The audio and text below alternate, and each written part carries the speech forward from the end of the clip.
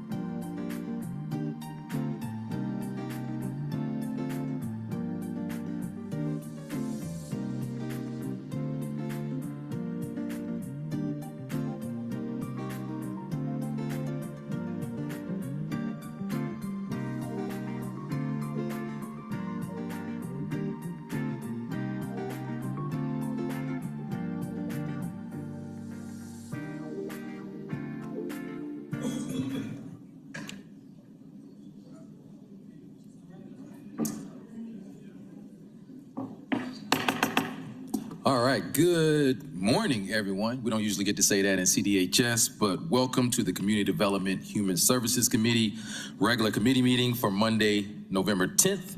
I am Jason Winston, chair of the committee. I'm joined by my colleagues. To my left, we have Matt Westmoreland and Mary Norwood. To my far right, we have Councilmember Dozier, and we've been joined by Councilmember Alex Wan. This does constitute a quorum, so I will make a motion to adopt the agenda. Is there a second? Second by Norwood. Can you please open the vote? The vote is open.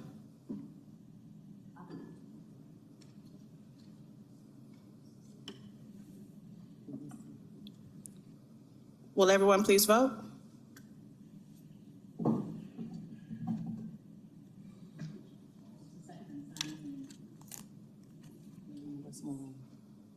The vote is closed. 4 yeas, 0 nays. The agenda is adopted. Thank you, colleagues. You've had an opportunity to take a look at the previous meeting minutes, so I will make a motion to approve. Is there a second? Second. A second by Westmoreland. Can you please open the vote? The vote is open. The vote is closed. 4 yeas, 0 nays. The minutes have been approved. Thank you. This does take us to the public comment section of our agenda. I'll remind you, we had 2 handouts today. One was for our public hearing, which is on the TAD legislation, and the other is our general public general public comment. So if you signed up for TAD and I called your name, you probably want to wait until we have our public hearing on that. So I'm going to get started here with our public. I see a couple of folks. So Whitney Fuller.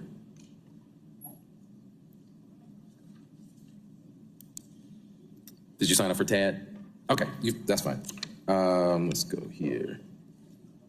Jay Jackson, regular comment or TAD? Okay. Marcel Williams. Or is it Michael Williams? Sorry. TAD. Okay, then we have Reggie Marble, I think. TAD. Okay. Mike Fogarty. All right. Sean Walton. All right. Rodney Mullins. TAD. All right. Then our regular, Ms. Henry Jordan. Come on up. You'll have 3 minutes.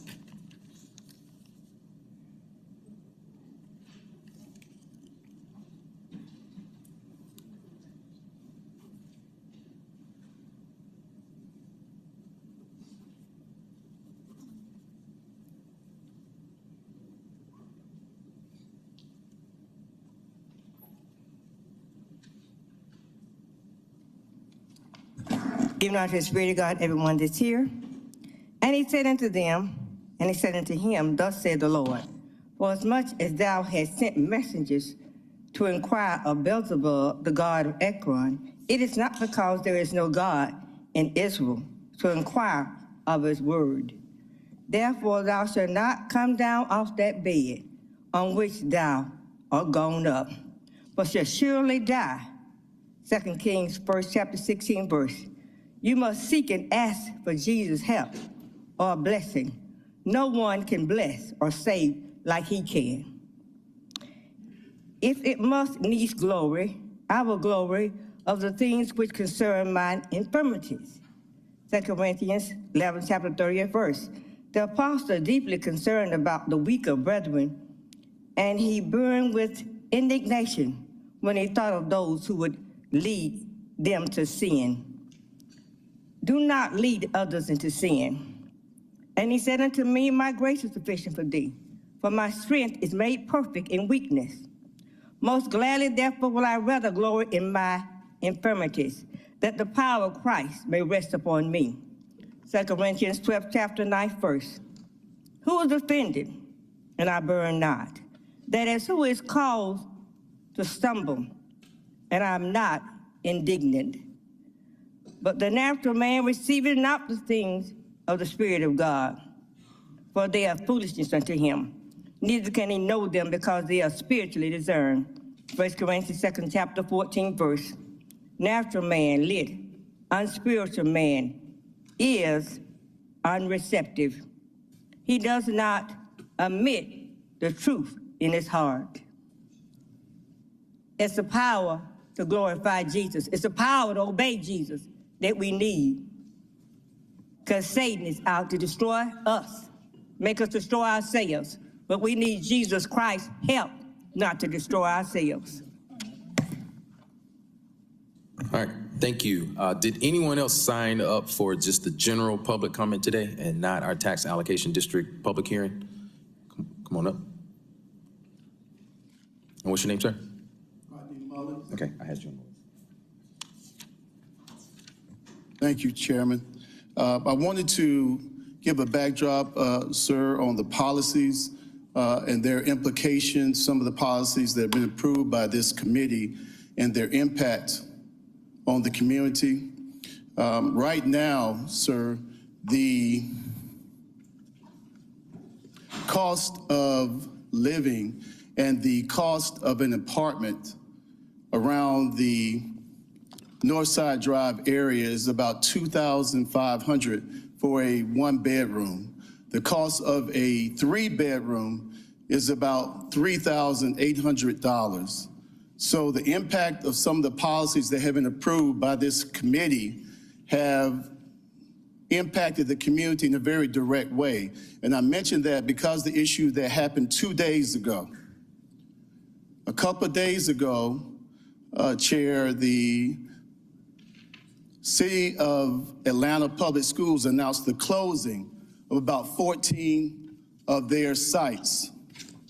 The majority of those sites, several of those sites are in the Washington cluster. So the impact of the policies that we'll be discussing today have had a tremendous impact on the schools on the west side. So several of those schools will be closing. That will impact the lives of the people in that community. Many of the people that lived in that community, they could afford to live around the neighborhood schools, but now they cannot. So I wanted to inform this committee that your policies have a huge impact on APS. So APS has told us that now, because of the decreased population, because the rent has increased, the families that did attend those schools, now they had to move out of the community. So now those schools are closing, and now the funds that would have been raised from various other instruments will not even benefit the people in that community. And what we're concerned about today is that you have the home of Martin Luther King. Martin Luther King lived on Sunset. He made about $8,000 to $10,000 before he died. So that, if you interpolate that now, he made about $52,000. He could not afford to live in his same neighborhood. So what I'm saying, I'm imploring you, I'm begging this committee to understand that your policies have a huge impact on what happens to the lives of everyday people. They've been great for Wall Street, but many of those policies have not been good for the working class people in West Atlanta. Thank you. All right, thank you. And that does conclude our public comment section of our agenda. We do have one presentation today that is from the Department of Grants. There was one more. Oh, you can come on up.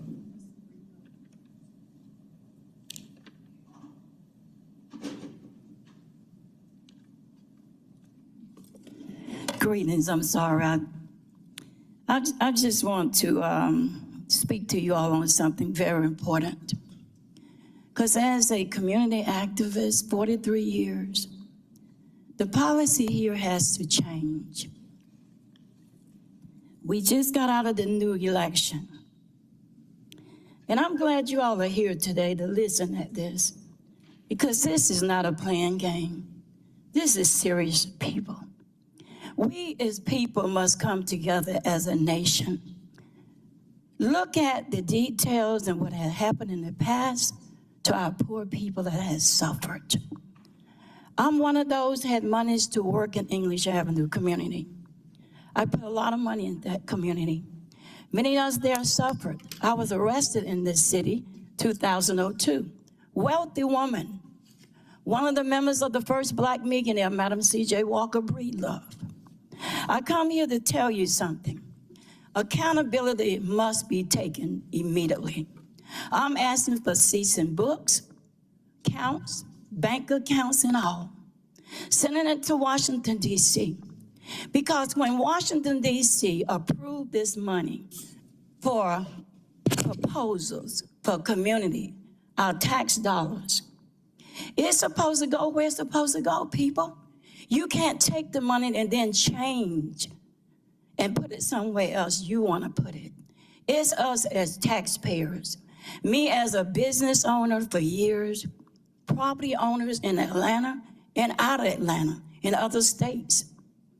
It's time for us to rise the bar and accept accountability with what we do. Now that brownfield money, impoundment zone money, $250 million years ago, it did not go to the proposals. And I had a list that the Lord told me to tell you all.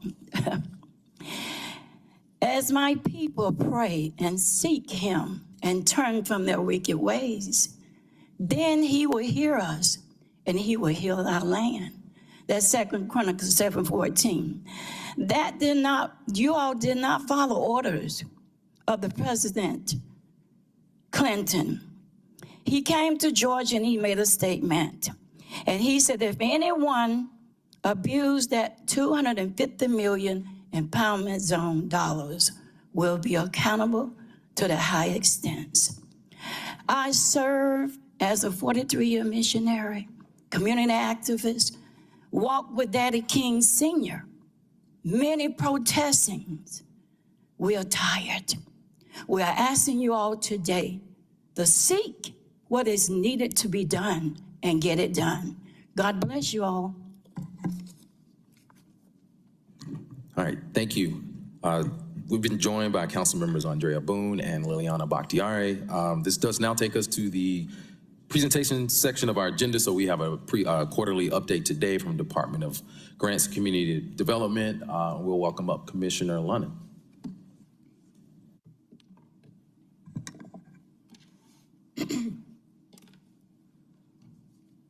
Good afternoon, good morning.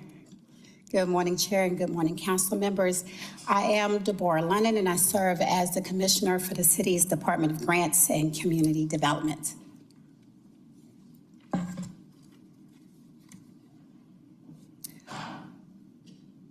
As this is my last presentation before you this calendar year, I'm sure you are familiar with our mantra. We are the Department of Grants and Community Development, doing good in our community, grounded in service, committed to moving Atlanta forward, and dedicated to excellence. This is a reminder of the department's focus. We are tasked with providing oversight and guidance of HUD entitlement funds that the city receives, including the Community Development Block Grants, the Home Investment Partnership Program funds, Emergency Solutions Grants, and Housing Opportunities for Persons with AIDS, HOPWA. We also oversee the city's Section 8 Moderate Rehab Program, competitive grants from the federal government, the state, local government, and philanthropic funds. We also are closing out the city's federal recovery funds known as the Neighborhood Stabilization Program, NSP. The next two slides list the priorities for each of the entitlement programs. Here you have CDBG and ESG, HOPWA, and HOME. And now for the part that you always want. To date, throughout January 1 through October 31st, the Department of Grants and Community Development has expended and reimbursed $25.83 million. And those specific amounts for the grants are detailed in the bottom left corner. For those who are unable to see, CDBG to date is $4,598,858.51. CDBG CV, which were our COVID funds, is $696,184.86.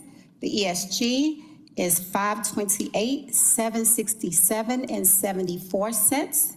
Healthy Homes, which is one of our competitive grants, $103,615.21. Home, $3,087,342.07. Home ARP, which is the CV version of Home, $2.474. HOPWA, $13,496,210 and 23 cents. Lead Capacity, our second competitive funds, $55,712 and 79 cents. Section 8, $867, $720 and 77 cents, totaling $25,834,633 and 92 cents. The next slides include the city's grant balances. Please keep in mind that the first column shows the year of the funding and the type of funding underneath that. The second column shows the amount that the city was allocated from the federal government. And the third column shows the amount remaining to be drawn. This is not the total amount paid or the total amount outstanding. Instead, this is the amount that the city has remaining with the federal system, specifically IDIS, to reimburse itself. It does not necessarily mean that the funds have not been expended, although in most instances, some of the funds have not yet been expended. So in FY17, you'll see that all of our entitlement programs, CDBG, ESG, HOPWA, except for Home, have been fully drawn from the federal system. We have $2,131 remaining in FY17 Home funds to draw. Those funds expire this year and will in fact be fully drawn. In spite of the government shutdown, we are still able to draw funds. For FY18, the only remaining funds are again under Home, $1,851,211. Those funds expire next year, and at this point, we are not in jeopardy of having those funds recaptured. I put an asterisk next to that because the rules are different. For FY19, we have CDBG funds and Home funds remaining. And then for FY20, where you'll see the majority of our CV funds listed, we have CDBG, CDBG CV, and Home funds remaining. For FY21, we have CDBG, Home ARP remaining. For FY22, we have all but ESG fully drawn. And then for 23 and 24, you'll see that we have much of the funds remaining. But all of these funds have in fact been awarded to our community partners, agencies, and nonprofits who provide most of the services attached to the funds. FY25.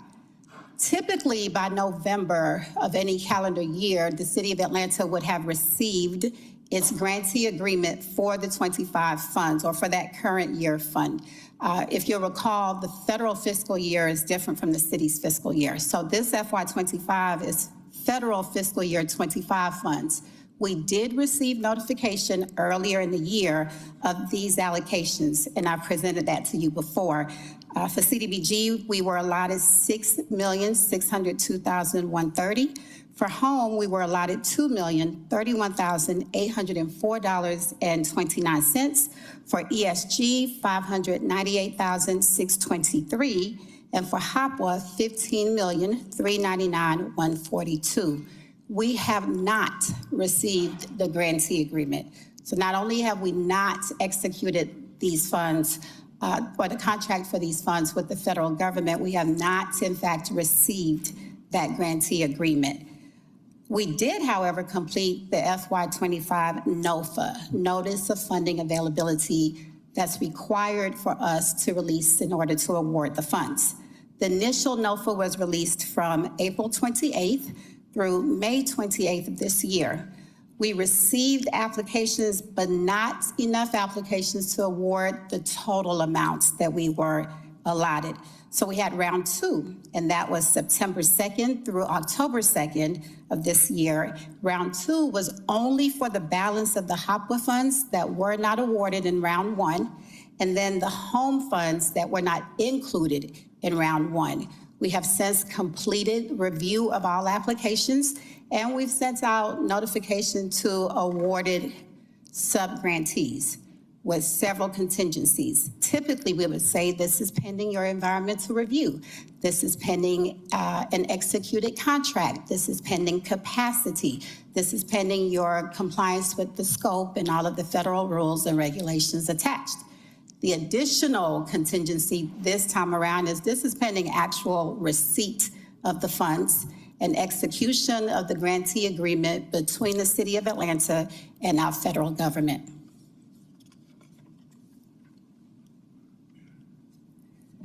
Some funds that we do have and still have access to are our Healthy Homes funding and our lead hazard capacity building funds. Our Healthy Homes funds were received about 2 years ago now, and the specific purpose of Healthy Homes is for us to take these dollars, go into low-income City of Atlanta residents' homes. So these are owner-occupied or tenant-occupied homes that are low-income inside City of Atlanta limits, and mediate or remediate the health hazards in homes. For instance, lead-based paint, lead dust, and other concerns that may cause health hazards, particularly to young children. And so the funds that I spoke of earlier have been expended towards this. The city received $1,753,802 in its Healthy Homes award. This is our first award. We are eligible for additional supplemental funding up to $4 million, and we have in fact applied for those funds, but we've not heard if we are if we've been awarded those funds. I do want to share, as it relates to Healthy Homes, that in our reporting, mandatory reporting to the federal government, we received a 100% score on our quarterly assessment. So that says that we are properly utilizing the funds, we are properly managing the funds, and we are properly providing oversight and reporting for those funds. Lead hazard reduction capacity is just that. This is another competitive grant from HUD, that we applied for separate from the entitlement funding that the city receives every year. These funds are specifically to assist the City of Atlanta in building capacity to address lead hazards in low-income homes. So these funds aren't to go out and mitigate lead hazards, but to build the capacity to address those hazards. That's a lot of community engagement and teaching and trainings. We have 5 staff members at a week-long training even as we speak. The purpose of that is to show HUD that we have in fact built the capacity, that we have the knowledge, the manpower, the tools necessary to then apply for the funds that will allow us to go into the low-income households within the city and then remediate the lead hazards in those homes. We have applied for a $7 million grant, and we are awaiting the award or at least information regarding that. Before I move on from both of these competitive grants, I do want to thank all of you for helping us spread the word to our Atlanta residents about last week's health fair that was specifically regarding the Healthy Homes grant. And a special shout out to Councilmember Boone, who brought people out, came out, and engaged with the team and with the residents. We do thank you for your support. Okay, regarding the shutdown. Of course, the shutdown is still ongoing. The primary concern for our FY25 funds is what I've already shared. That grant agreement has not yet been received, has not been executed, has been allotted. And so we are hopeful and optimistic that we will in fact receive the funds, but that has not yet occurred. FY26 budget, I think we're all waiting to see what happens with that. That's federal fiscal year 26. Initially, the White House budget proposed eliminating all of the program funding. And then the Senate Appropriations Committee provided funding for CDBG, ESG, Home, and HOPWA, and actually increased the amount of funding for HOPWA nationally from what was provided in the previous budget. Then the government shut down on the 1st, and we are waiting to see what happens with that. But in the meantime, the Department of Grants and Community Development has streamlined all of our efforts to focus on what we do have control over, and those are the funds that are already in our budget and that we already have access to. So as it relates to HOPWA, we have focused primarily on capital projects, the ability to assist our partners in owning the properties and therefore keeping them permanently affordable so that our residents won't be subject to volatile rents, as some of our residents have already shared their concerns today. The same for CDBG and Home. We focused on affordable housing projects, feasibility, the ability of our partners to quickly complete those projects to meet the timelines as imposed by HUD, and that therefore allow us to show that we are properly utilizing these funds and that the City of Atlanta is a good steward of those funds. We have also submitted our 2025-2029 consolidated plan. The comp plan is required by HUD for every grantee that receives these entitlement funds. The City of Atlanta, of course, is an entitlement community. We submitted our comp plan on July 11th. Then we received some guidance from the federal government. We resubmitted the comp plan on September the 12th, and then we were awaiting approval of that comp plan. The CFR states that if the comp plan is not approved within 45 days, it is presumed approved. Well, the federal shutdown has extended beyond the date that our approval hit the 45-day mark. And so we are presuming right now that the city's 2025 through 2029 consolidated plan is approved. But again, we don't know for sure and won't know until the government reopens. It is always my goal to provide you so much information that you have no questions for me. However, at this point, I thank you for your attention, and I will answer any questions that you may have. Thank you, Commissioner Lonan. And I just want to acknowledge we've been joined by Councilmember Ishay Collins and Council President Doug Shipman. And I will kick it off to Councilmember Dozier. Thank you so much, Mr. Chair. Good to see you always, Commissioner Lonan. Thanks, sir. As you should always know when you are presenting before, when I'm on the committee, I always have questions. So good effort, though. I appreciate that. Firstly, just a comment. I do appreciate that we're deeply and intentionally monitoring what's happening with the federal shutdown. I'm heartened to hear that our ability to draw down funding hasn't been impacted by the shutdown, but I know there's other implications that will have significant impacts on the department. So just kudos to you and your team for navigating this space in the moment that we're in. My main question is not specifically shutdown related, but in response to some of the edicts or decrees that have come from this federal administration around DEI, around the language that has been used in previous administration of federal grants around environmental justice and these sorts of things that are the bedrock of what we do as a city to make our communities better. Presumably, the Senate Appropriations Bill will win out and we'll have funding for these programs. What potential implications do you see with the next round of NOFO and other funding opportunities for sub-grant recipients in response to some of these executive orders that have said, no more funding for DEI programs, no more funding for this, that, and the other? I imagine that might require some technical assistance with some of these grantees that have historically received funding from these programs to tweak their language or to modify how they talk about their programming so it doesn't put the city in a place in which we're at risk of potentially having that funding rescinded. So can you just unpack that a little bit? Because I know it's something we've been talking about, not specifically with this group of grant funding opportunities, but more broadly. We saw the airport was unable to receive about $35 million in federal funding because of our minority and business entrepreneurship program.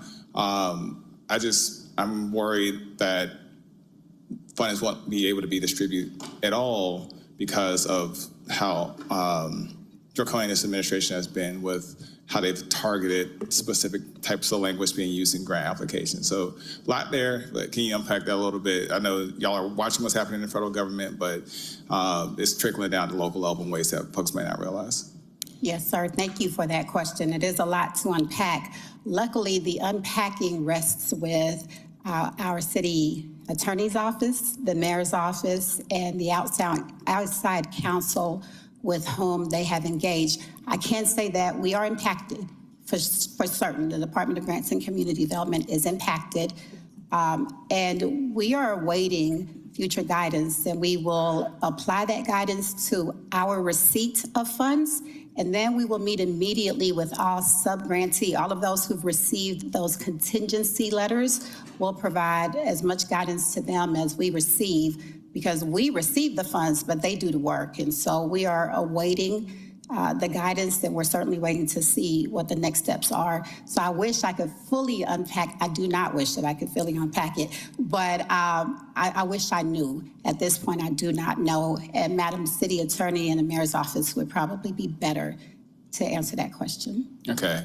And then just the other question I had is with regards to Hopwell. I know we went through a robust Hopwell modernization evaluation and steps forward, and myself and Council President Shipman were members of that task force. What do we see as the potential implications for that program specifically? I mean, you alluded to the fact that it wasn't included in the president's budget, but we are already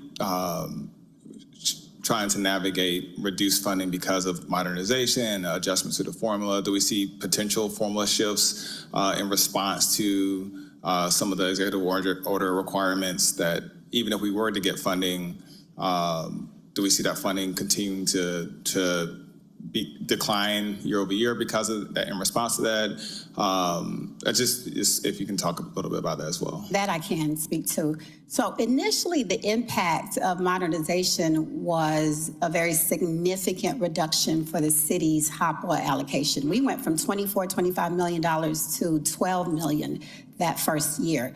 But then 12 became 13, and 13 became 14, and 14 became 15, and the 25 funds were at $15 million, as I mentioned earlier.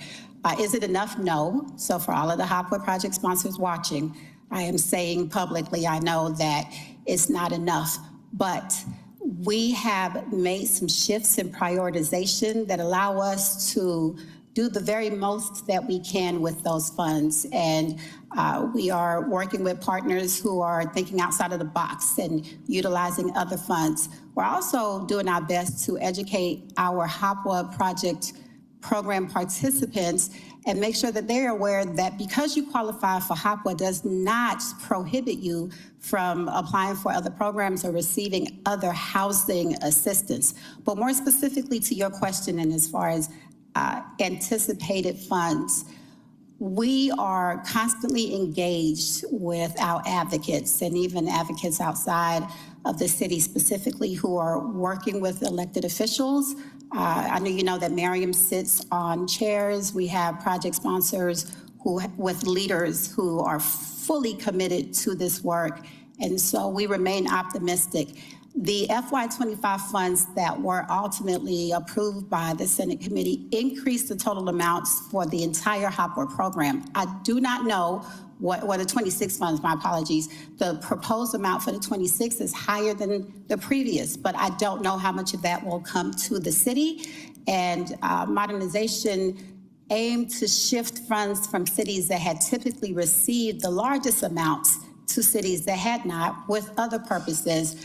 But as we're all aware, the city of Atlanta continues to remain one of the cities and grantees with the highest numbers of new HIV cases year after year, year over year. And so the need is still very great here, and we continue to push, advocate, and educate our elected officials as well as our residents in hopes of us one day not even needing Hopwell dollars. Well, thank you so much, Commissioner. I appreciate you as Councilmember. always. Sure, I yield. All right, thank you. Councilmember Collins. Sorry, I just have one quick question for clarity.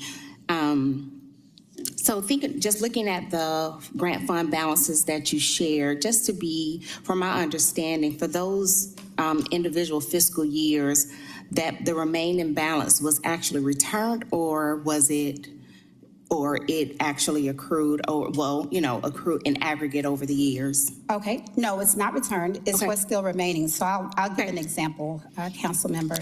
For instance, with FY17, home funds that the city received for federal fiscal year 17, we received $1,175,354.64.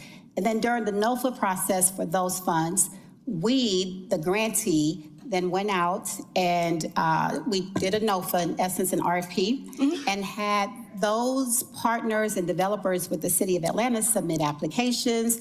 They were then awarded, not all of them, the ones who qualified, and Home, for example, has the most stringent rules of the 4, but they were then awarded amounts that added up to the $1,175,354, including the city's portion for admin. Those partners then went about doing the work for which they submitted the applications, and they turn around and ask us for reimbursements. All of these funds are on a reimbursable basis. So that 2,131 that you see reflected as remaining to be drawn has already been awarded. We're waiting for one of a few things. Either whichever entity is awarded those funds has spent the funds but hasn't asked us for the reimbursement, has spent the funds, asked for the reimbursements, and we're still going through the process of confirming that the funds were properly utilized, or those funds could in fact be part of our admin, and once we close it out, we will then draw the entire 2,131. We don't leave a penny, council member, and then that will reflect a zero. So they are not in jeopardy of being recaptured, and it's not that the federal government has already recaptured the funds. We just go through that process for each of the funds listed under the various rules, and each of them have very different rules. Yep. Okay. Yeah, so I was looking at the slide with the priorities. The reason why I was asking, so just taking the aggregate of all of the CDBG funds from 2017, there's about $8.2 million remaining. Taking the aggregate of the home grant line item from those fiscal years as well is about 13 million. And then of course with the largest bucket, HOPWA line item, there's about 19 million in aggregate. And so you look at the priorities from the previous slides that you shared, thinking about CDBG, where the priority is 100% low-income benefit, job creation, retention for low-income individuals, slight blight elimination, HOPWA priorities, promoting affordability, accessibility, ensuring, adequate supportive services. And so my question is, in terms of understanding like the strategic direction, or what are the next steps of implementation so we truly can spend this money? Because part of my question and concern just goes to the fact that, you're talking about that's $40 million plus dollars that we have remaining to address some really key issues that we keep hearing consistently throughout the city. So what do you need from us in terms of, I know you talked about like the information piece to ensure that potential grantees or contractors or organizations that can really truly do this work, that we're able to support them, to level up, to be able to qualify for these funds. Because these are real dollars, 20 million at least in one bucket to address affordability. Just curious on that end. Yes, ma'am. Let me provide a little bit of information that will likely ease your mind, I hope. It may appear as if all of those funds are just sitting, waiting to be used, but in fact, except for 25 funds, all of those funds have been awarded. Okay. And what may help is to know that when we receive CDBG funds are only good for 7 years. So FY17 CDBG funds would have expired, and FY17 home funds are only good for 8 years, which is why that balance of 2,131 has to be fully expended, reimbursed, and drawn this year. Otherwise, the federal government would take that back. ESG funds are only good for 24 months. Right. And then HOPWA funds are only good for 3 years. So we don't actually have any period of time to just sit on these funds. They expire with the various expiration and timelines that the federal government attaches. So part of my team's responsibility is to make sure that we very quickly put out a NOFA, that we identify partners who have the capacity, the knowledge, and the funds to be able to do the work, because again, all of these programs are reimbursable. And then we track their, how quickly they are utilizing the funds. So the burn rate, we are tracking that for each of the funds for each of the years. And some contracts have multiple funds with multiple funding years attached to those contracts. So at no one time do we have all of these funds just sitting waiting, because they've already been awarded, and we are now tracking how quickly our partners are utilizing them. And we can only reimburse for the purposes that are permissible and for the activities eligible. And then one last thing, council member, the federal government is also tracking. So there is something called timeliness for CDBG. Every year, before November 2nd, the CPD office, or the local HUD office, will do a calculation. On October 31st, the city's timeliness calculation was conducted.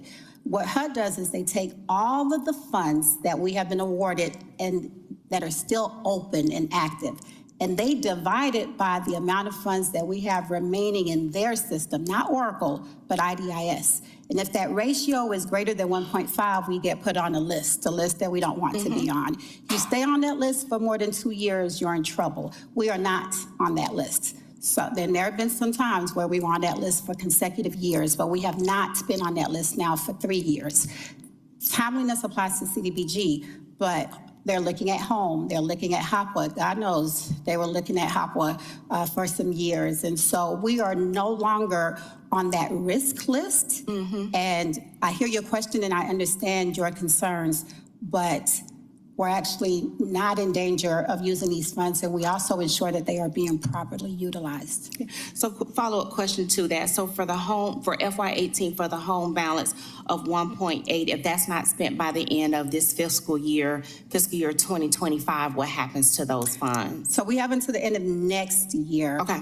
To spend that. What happens to those funds is that they're in jeopardy of being recaptured by the federal government. Yes. Home is the most difficult to award and to spend. Sometimes we have a hard time even finding partners who will take the home funds because the rules are so stringent. But those funds are fully awarded, and we're tracking those. And even though it's a significantly high amount, compared to the amount that we were actually allocated, we have no concerns that those funds will also be fully expended.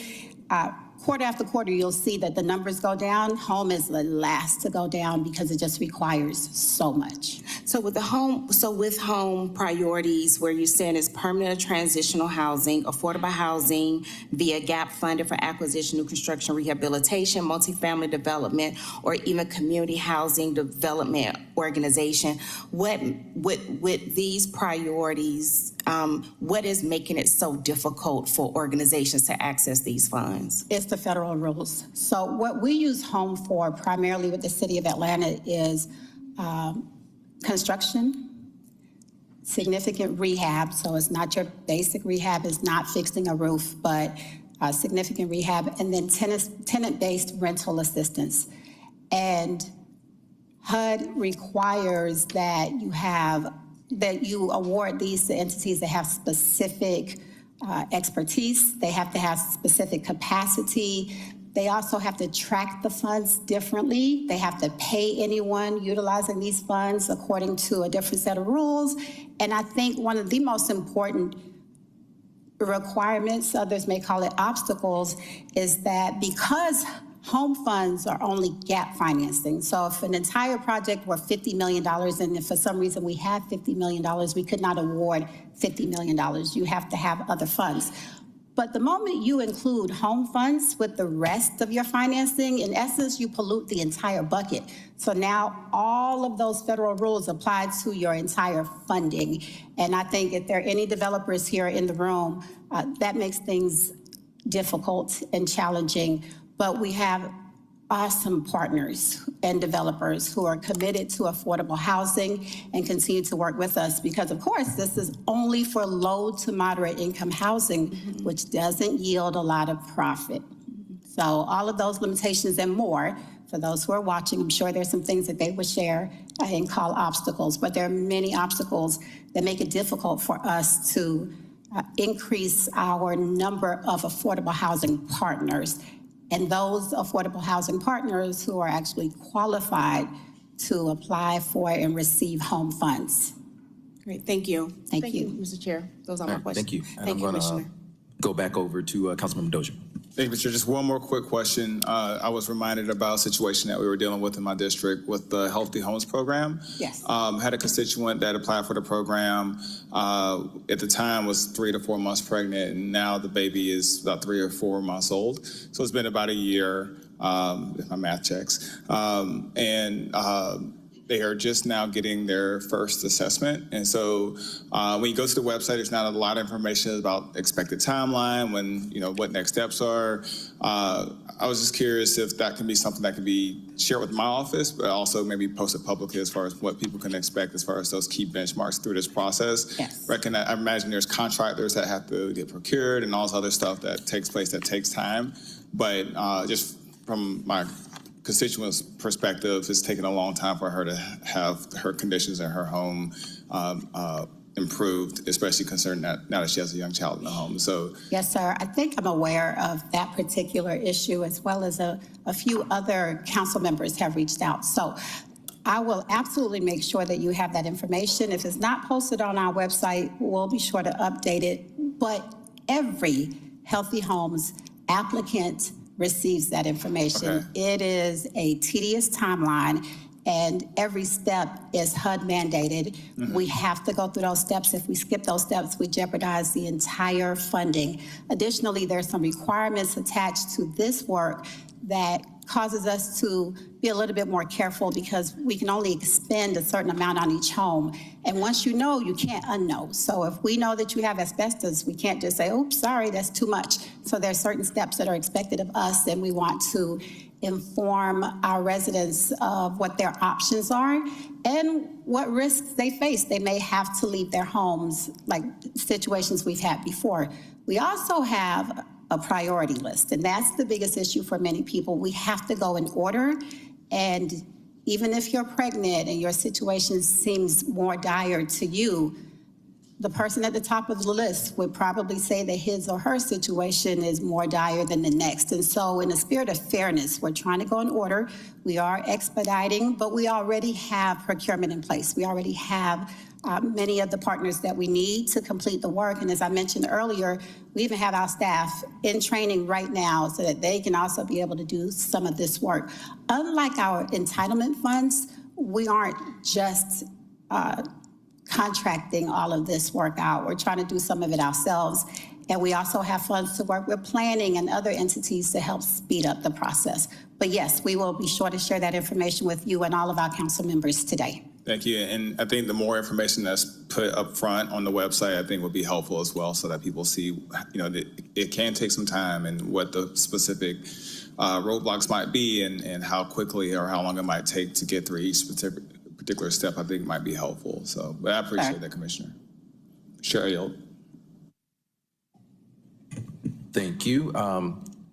So appreciate you coming in for your last quarterly update of the year. I'm just hoping, but not holding too much hope out, that you receive some notifications on those 2025 grant allocations. So my question around that is, do you have a date where this gets dire in terms of trying to figure out what we do as an alternative if we don't hear anything soon? I think every day is dire because we're already impacted. I will say specifically for HOPWA, those HOPWA project sponsors who work with the city are funded every other year. So those who have 22 funds would apply for 24 and 26. Those who had 23 would apply for 25 and 27. Our currently funded project sponsors are in good shape right now, but with every day, things become more and more dire. CDBG and home, again, we've been very strategic about how we are using those funds and who we are awarding funds. And on that note, I thank you all, because unless you reached out to Mayor's office, I didn't get one email about why wasn't this project recommended for funding. I think because we try to be very, very specific and detailed and strategic and why we opted to fund the projects that are funded and connecting that to the needs of the residents of the city of Atlanta for which those funds are intended. But every day is dire, and we are in constant communication with our advocates, with mayor's office, with the attorney's office, and we are, more than anything, awaiting the 25 grantee agreement, because that would at least allow us to move forward with the next steps as we are all trying to figure out what happens after that. All right, well, we'll appreciate you and your team. You know, we are here to support you as much as we can during these very uncertain and I'll say hostile times that we're in right now. So thank you for your quarterly update. Thank you so much, and we can roll some of these questions over to next year. All right. Thank you. All right, thank you. Okay, so this does take us to our public hearing item on our agenda, which is 25-0-1560. I will make a motion to open the public hearing. Is there a second? Second by Bakhtiari. If you could please open the vote.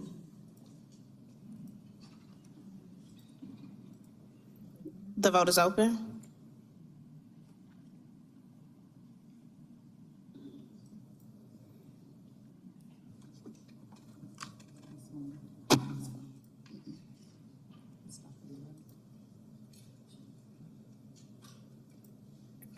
The vote is closed. 5 yeas, 0 nays. The public hearing is open.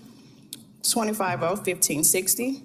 An ordinance by Councilmember Michael Julian Bond to extend the sunset dates of certain tax allocation districts of the city of Atlanta and to establish sunset dates of certain tax allocation districts of the city of Atlanta and to provide that those tax allocation districts of the city of Atlanta shall not sunset prior to December 31st, 2055, specifically including the West Side Tax Allocation District, Perry Bolton Tax Allocation District, East Side Tax Allocation District, Beltline Tax Allocation District, Kempleton Road Tax Allocation District, Hallowell Martin Luther King Tax Allocation District, Metropolitan Parkway Tax Allocation District, and Stadium Neighborhoods Tax Allocation District, to ratify, confirm, and approve the amendments to the redevelopment plans in respect of the foregoing TADs, to formally request the participation and consent of the Board of Commissioners of Fulton County and the Atlanta Board of Education and for other purposes.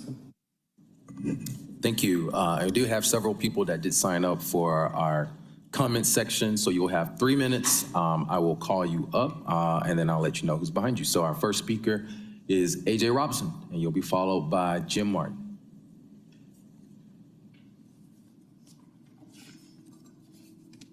Thank you, Mr. Chairman.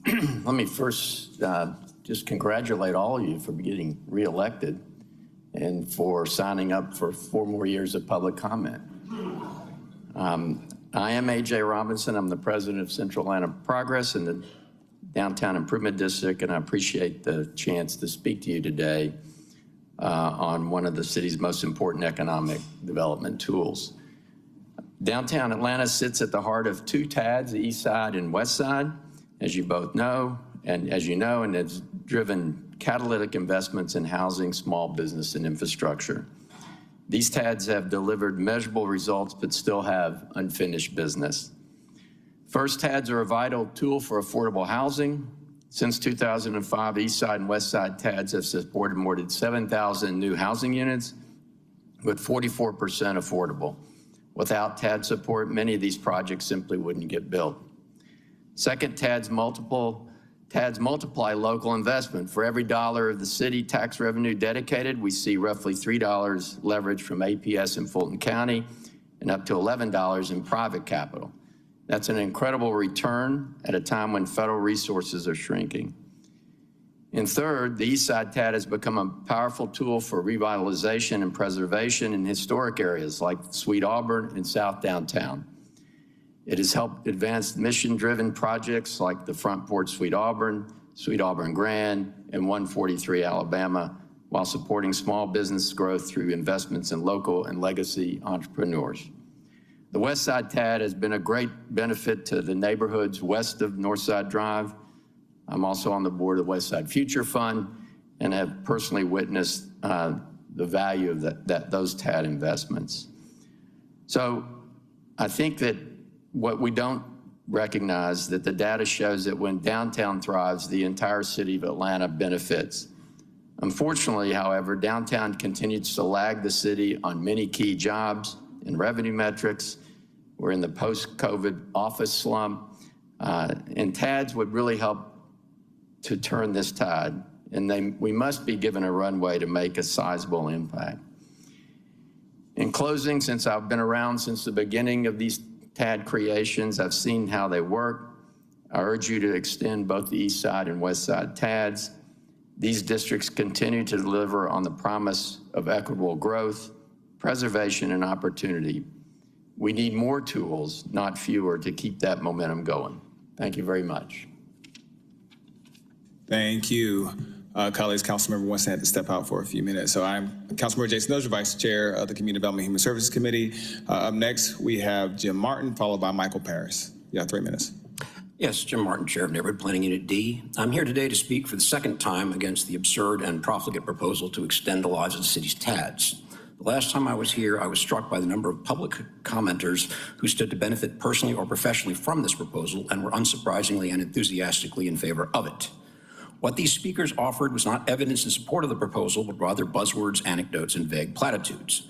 This is not a proposal to keep promises made to the people of Atlanta. It is a proposal to break many of those promises, including promises to end TADs on their appointed dates and return the revenues sequestered by them to the general funds of the city, county, and school system. This is not a proposal to prevent displacement of those historically discriminated against. It is a proposal to force them to subsidize their own displacement. This is not a proposal to help the residents of Thomasville Heights. They don't even live in a TAD. A TAD extension will direct resources away from their community rather than toward it. TADs do not create money that would vanish if it were left unclaimed. They simply designate future tax revenues for specific purposes and leave the rest of us to pick up the tab for the shortfall resulting from that sequestration. Those who contend that things are otherwise are simply lying. Our future cannot be paid for with pixie dust and magic beans. TAD money is inherently used inefficiently. It is borrowed at higher interest rates than general obligation debts. Its expenditure comes with artificial geographic and temporal restrictions, and it is accompanied by needless bureaucracies that are supported by the same pool of funds. The only advantage that comes with all of this is that it avoids public scrutiny. The mayor's vague revitalization agenda could be paid for far more efficiently with general obligation bonds.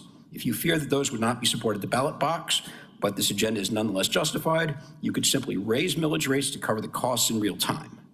The course that you are instead contemplating is not a heavy lift or a difficult trade-off. It is a complete abdication of fiscal responsibility, a betrayal of public trust, and an act of profound cowardice. Our affordable housing crisis is one of our own making. The proposal before you will probably make it worse. TADs are by design a cause of gentrification, not a solution to it. It is telling that so many of the affordable housing projects that we have heard about are being built on sites of former public housing projects where public money was recently expended to demolish permanent, deeply affordable housing in favor of a system of vouchers and public-private partnerships. How could anyone be surprised that an affordability crisis resulted from a policy of reducing supply and subsidizing demand? Will more demand subsidies inefficiently funneled through the hands of private developers do anything other than make this problem worse? The first scheduled expiration of a currently existing TAD is in 2030. Why should we extend any, much less all of them, in 2025? A TAD extension in 2029 would sequester no less revenue than one today, but it would not sequester that revenue into a slush fund for use by the current administration. Thank you. Thank you. Our next speaker is Michael Paris. He'll be followed by Michael Williams. Thank you, Mr. Chairman and members of the CDH committee. My name is Michael Paris. I serve as the president and CEO of the Council for Quality Growth, and thank you for allowing me to speak again today to share our perspective. I spoke in more detail at previous hearing, but I do want to summarize and say a few additional things. So the Council of Quality Growth is proud to support Mayor Andre Dickens' Atlanta Neighborhood Reinvestment Initiative. This effort represents an important continuation of Atlanta's commitment to equitable redevelopment and neighborhood-based investment. A key component of this initiative is continued use of tax allocation districts. TADs, as we all know, have long been one of Atlanta's most effective redevelopment strategies by capturing the future increase in property tax revenue and directing it back to the neighborhoods where it's generated. TADs help communities grow in a way that's both sustainable and locally focused. TADs are not abstract fiscal instruments. They're practical drivers of inclusive growth and neighborhood revitalization. The Council for Quality Growth believes that continuing to strengthen advanced tools like TADS are essential to achieving the goals for affordable housing and many other initiatives in the city. Reinvesting Atlanta's own success back into its communities ensures that progress is shared and that it lasts. Thank you for your time and your consideration. All right, thank you. Next up is Michael Williams, followed by Whitney Fuller. Thank you, Chair, for allowing us to weigh in on this crucial piece of economic development for the neighborhoods in which we serve. My name is Michael Williams. I'm the president and CEO of Exit Realty West Midtown, located on Donald Lee Hollowell Parkway. So I'm here to just express some concern. The MLK, Martin Luther King, Hollowell TAD, the way it's described on your all's website, has 285 has Bowen Homes, of course, and has Bankhead Courts associated with that particular TAD, but it stops well short of the economic development that this area needs. If you were to drive down Donald Lee Hollowell Parkway, you will see my business, as well as Brock-Built community right across the street. But other than that, you will see a desolate Donald Lee Hollowell major corridor. And the TADs that are in place could go a long way to support some of those reinvestment efforts that people like me are doing solo, independent of any TADs that are available for this area. So my question is, how can these lines be reevaluated? My information says 2006, which is coming up on 20 years when this TAD was developed. 20 years, things have changed. We have gone through a pandemic, and we've had 4 different administrations during that time, and now I think it's a perfect time for Atlanta and this body to reevaluate what these lines look like so that the resources that you all allocate can be used in a meaningful way that can be visibly seen. My last comment is that Hollowell represents the east-west corridor. 15 to 22,000 cars pass my window every single day. So when we're talking about visitors to our city, this is a visual economic development that could really visually help in this this tax allocation district. Thank you. All right, thank you. Next speaker is Whitney Fuller, followed by Jay Jackson.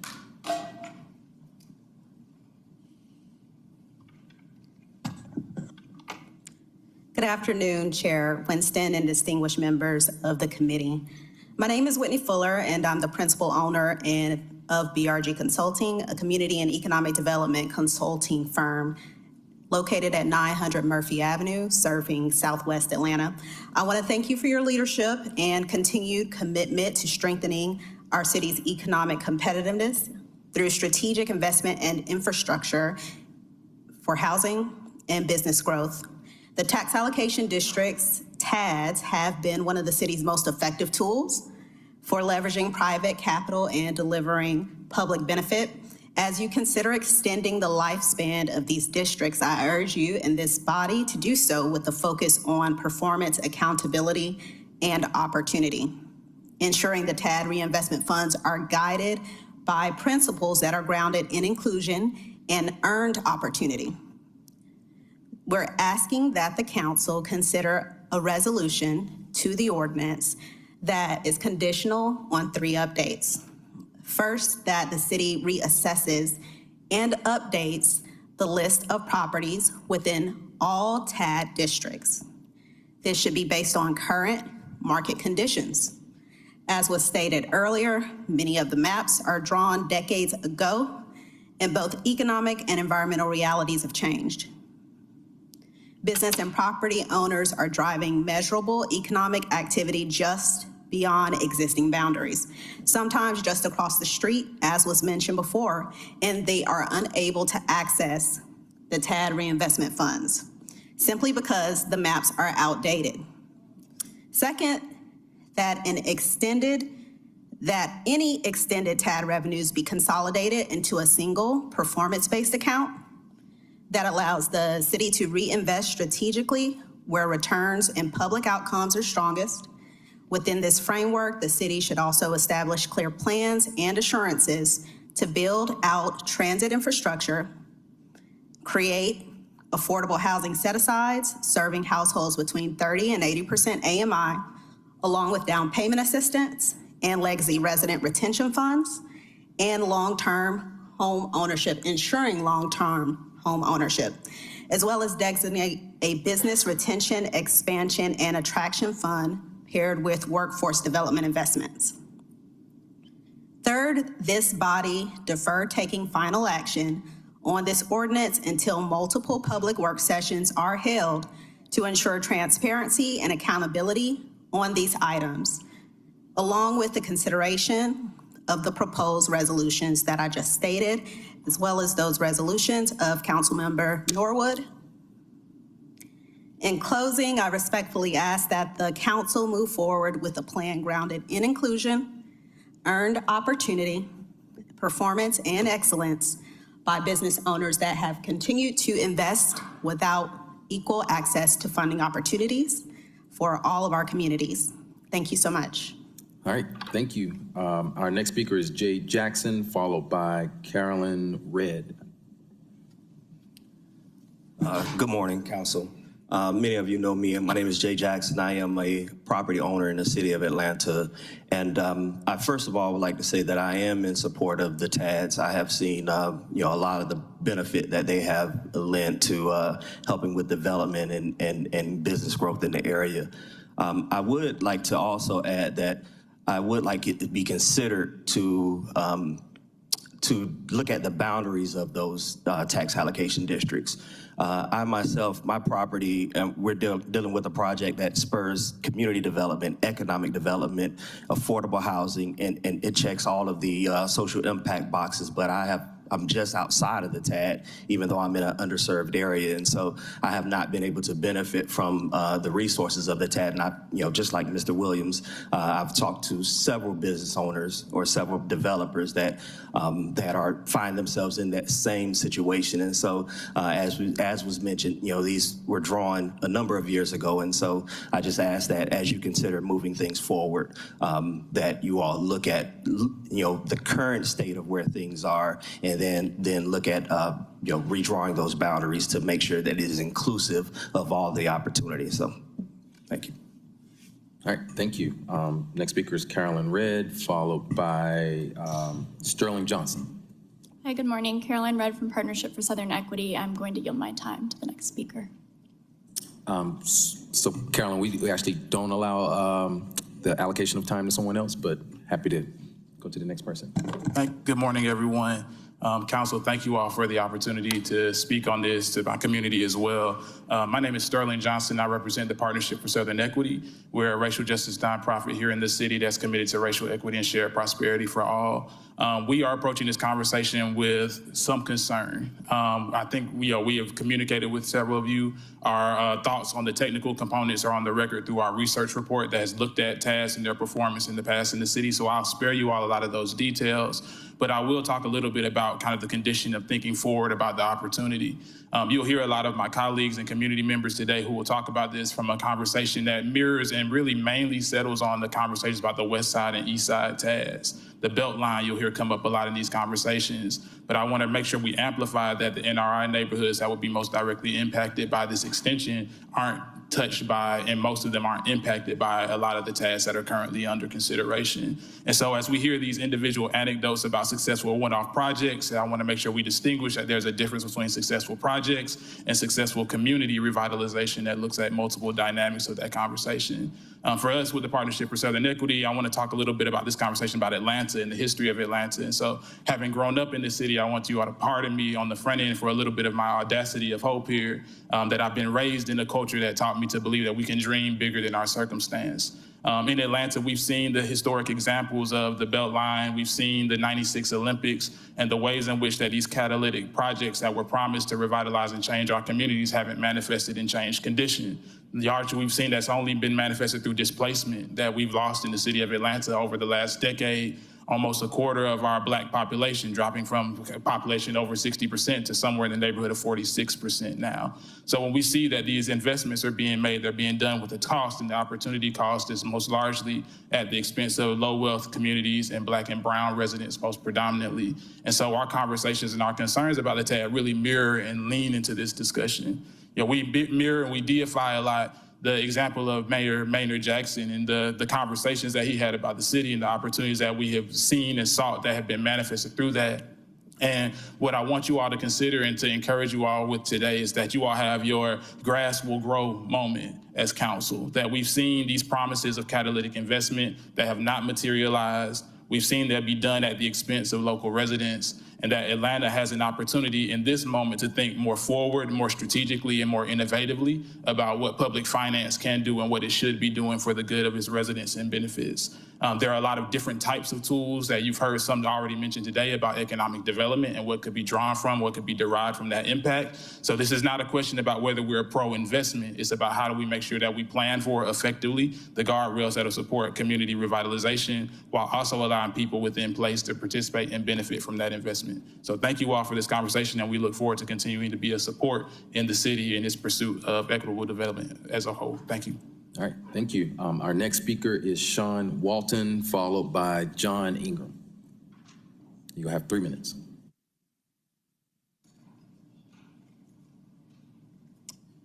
Greetings and good afternoon. First and foremost, just want to encourage everybody to breathe. I don't know if you took a deep breath today, so we're just going to do that right now. All right, 1, 2, 3. All right, and you know, thank God that we can breathe to do whatever it is that we come here to do today. I'm going to be honest with you, I have been absent of city council and politics for a very long time, so I'm going to, you know, listen more than I talk. But I do know as a native Atlantan, there has been a lot of investment as it relates to tax allocation districts that have missed the opportunity to invest in those people who are looking for a chance. Sometimes the bar is set too high, and I want to make sure that we are pausing, taking a break to reconsider what those barriers of entry to access these tax allocation district funds are all about. People like myself, born and raised in the city of Atlanta, off Cleveland Avenue, Morehouse graduate, over in Asheview Heights, which is probably one of the least invested communities right there on the Beltline. Yeah, I really want us to listen to the people, put a little break on it, and make sure that the little guys are able to get a part of this conversation. Also, shout out to all the people who kind of came up here and, you know, gave praise to God, because that's big. That's the biggest. All right, thank you. Thank you, and appreciate you got us all breathing on the same accord in here. So our next speaker, John Ingram, followed by Ryan Greenshin. Good afternoon, councilmen and women. My name is John Ingram. I serve as the Chief Development Officer at Westside Future Fund, community redevelopment nonprofit serving the historic West Side, some of those communities that we all know so well: English Avenue, Vine City, Asheview Heights, Just Us, and the Atlanta University Center. On behalf of our board, our staff, the residents throughout our communities, and the partners, the development partners that we work alongside, I just want to communicate our confidence in the mayor's neighborhood reinvestment initiative and your consideration to extend the tax allocation district, specifically the West Side TAD allocation district.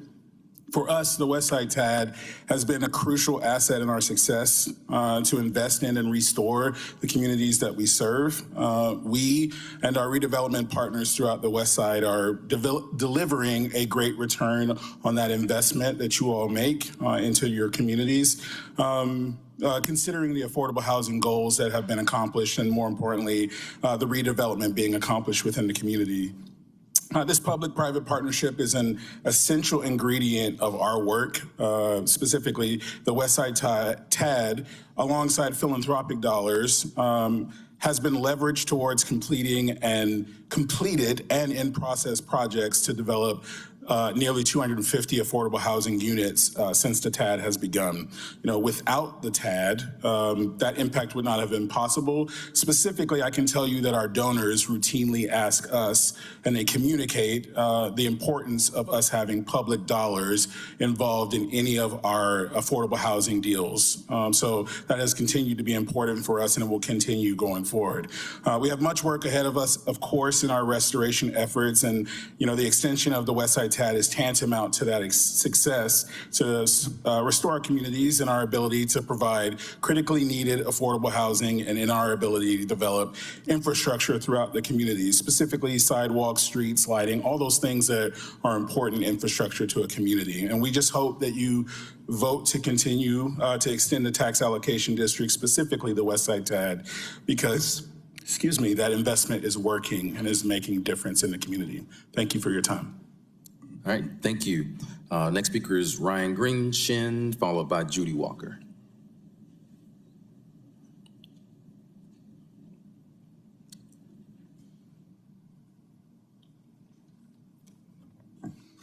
Hey, good afternoon. My name's Ryan Greenstein, and I'm here speaking on behalf of the YMCA of Metro Atlanta.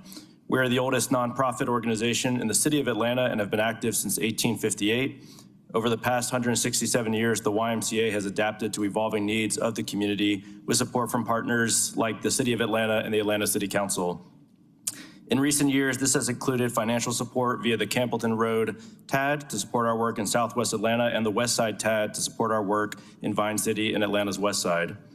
The At Promise Youth and Community Center is a 15,000 square foot state-of-the-art learning and community facility located on the campus of the Andrew and Walter Young YMCA on Campbellton Road. This center does not exist only for the YMCA services. It houses over 5 different organizations with specialized services for youth through mentorship programs, career readiness, and more. This collective effort to support youth in Southwest Atlanta could not have been built without the $1 million investment from the Campbellton Road TAD and is making the community safer, healthier, and stronger. Similarly, the YMCA Leadership and Learning Center is located in Vine City and houses the YMCA of Metro Atlanta's 55,000 square foot headquarters for training and development and the state-of-the-art Arthur M. Blank Early Learning Center at EA Ware. This Head Start Early Learning Center benefits children from Vine City and Atlanta's West Side, while also empowering the families who participate with resources. Children who take part make significant progress in language, literacy, math, and social development. This investment also houses our state-of-the-art training center for all YMCAs in the Metro Atlanta area, as well as community organizations and other gatherings. Through Invest Atlanta, $2.5 million was provided through TAD grants to support this center. Thank you for the opportunity to share the YMCA's experiences with the TADs. This funding and support from the city and Invest Atlanta has been vital to our successes in the community. All right, thank you. And I apologize, Mr. Greenstein. All right, next speaker is Judy Walker. Hello, and want to say thank you for the opportunity to be here. Some of you, many of you may know me. I think I was in looking at an email that I received on the TAD back in the early 2000s when it was being first introduced by former Mayor Shirley Franklin. And I remember looking at it and saying, oh, that's going to bring a lot of good things to the community. I don't know any developer who's been involved in this TAD that can say they lost money. It has been very successful in many of the neighborhoods in Atlanta, but I can tell you there were many things that we were looking for, that we were looking to have, especially in the more marginalized communities. I'm not going to say all low income because I don't know of a community in Atlanta that has been all low income.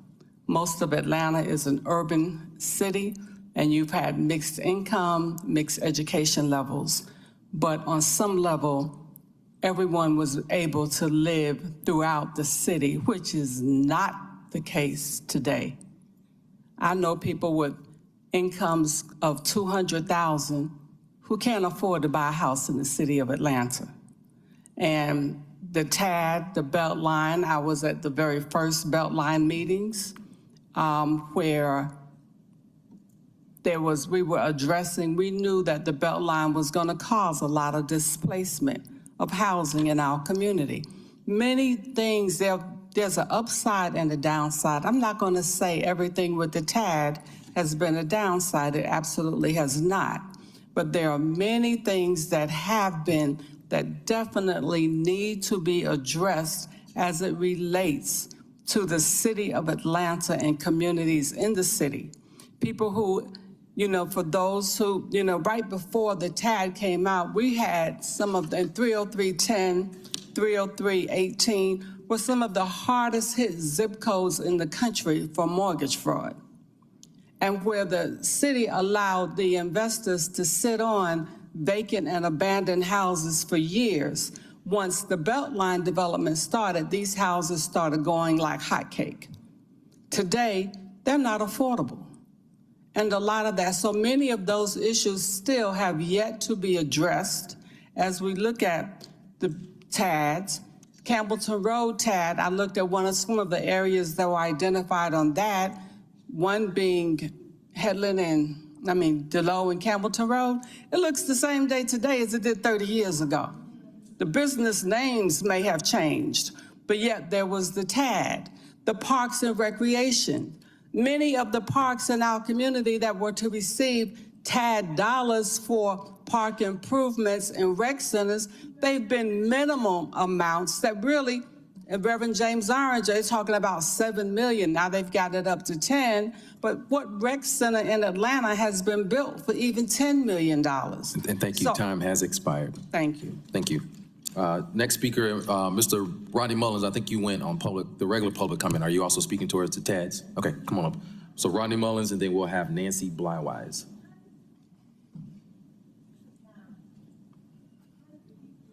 Thank you, Chairman and council members.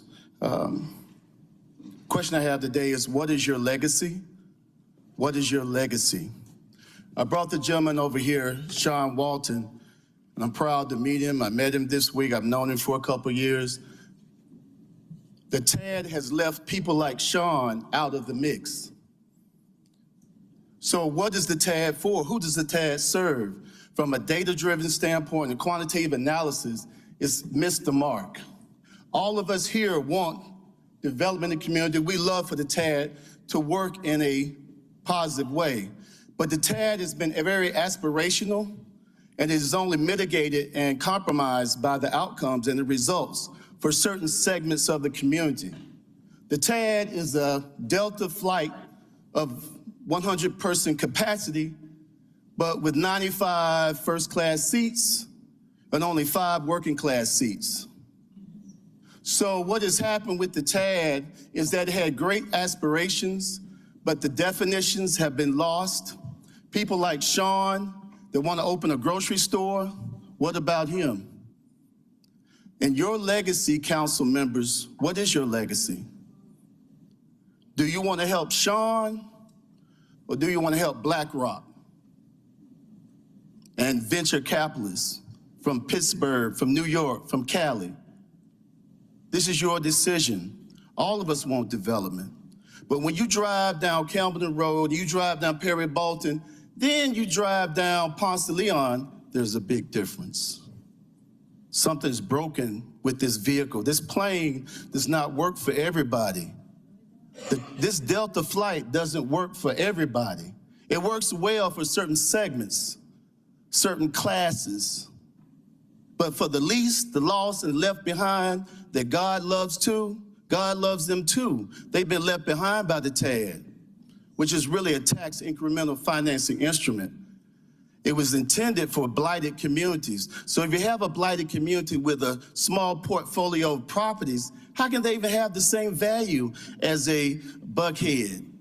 Because their tax portfolio is limited, because it has not had investment. So you have to redesign the TAD function to not be limited to boundaries. So you can take money from areas that have been blossoming, they have a lot of equity, and transfer it to the areas that are still broken after 20 years. 20 years? That should be a sign that something's not right. We should not have any blighted communities. When you look at the Mitchell and Centennial Yards, that one project, the Centennial Yards, was $5 billion. You're only proposing $5 billion for 10 neighborhoods? So please, the Mitchell right now charges anywhere on rent between $2,000 and $6,000. How is that affordable? So I beg you to reconsider. I beg you to please take your legacy seriously. We like the vehicle, but please restructure it so it reflects people like Sean, who's my special guest today. It doesn't include him now. All right, thank you. Our next speaker is Nancy Blywise, followed by Stan Sugarman. Good afternoon, and like everyone else, I want to thank you for the opportunity to speak this afternoon. My name is Nancy Blywise. I'm a resident of the Pine Hills community and chair of MPUB.